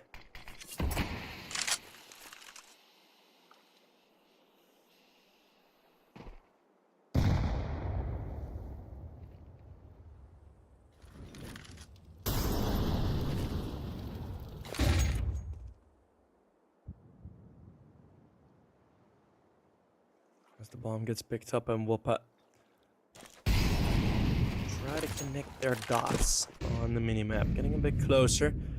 It's gonna be Vster taking space, but he's forced out in the... forced to challenge the door. And look at what 9 Academy have to prevent this round-winning moment. 9 Academy, this might be the last round in EPL, and they've had to wait for it as well with a technical timeout. That's something you don't really want. It's a great shot by Brazier. Leaks is going to be moving in the corner with one more kill. Those are two of the most powerful weapons out and down. Esperanto not connecting with the eagle shots. Just a story representative of this entire Anubis. Brazier with the final one. Well, final off kill. Most likely, as it's Vista with the Mo down 2 HP. It's going to be enough. WOPA survive, at least for now, as they have a chance for one more match to fight for those playoffs. Playoffs that they have never made in EPL. But we are going to say goodbye to 9 Academy, the first team that will be eliminated from our tournament. That is going to be the final showing from them here, which is disappointing because I do like the lineup. I love to have Esperanto back in the server. That was great. He was one of the better performers for 9 Academy, but it was just the team game, right? There was no coercion. There was like they just didn't really play together in the final two maps, especially not in Anubis. So many of the situations where you're looking at like, did someone draw up a plan, or did you guys just kind of wing it and hope? Well, in either case, it's going to be Nine Academy losing to WOPA, who've had a very successful day, actually, beating Partisan and now being able to beat Nine Academy. So WOPA, they're going to be celebrating. I'm going to be back live on Twitch, but on my personal channel, so make sure you follow. I'm going to do some shameless self-promoting right there in the chat. So if you want to follow that for the real 9 team, the main team, I'm going to be casting them versus Permita in the ECA relegation. So yes, we say goodbye to 9 tomorrow. We're going to be back with Rohomoa versus XI Esports, and of course Los Cogutos versus Hamo. Some qualifier matches coming in there as well. So that's going to be some good CS. See you guys all there. Suffer Sheep out.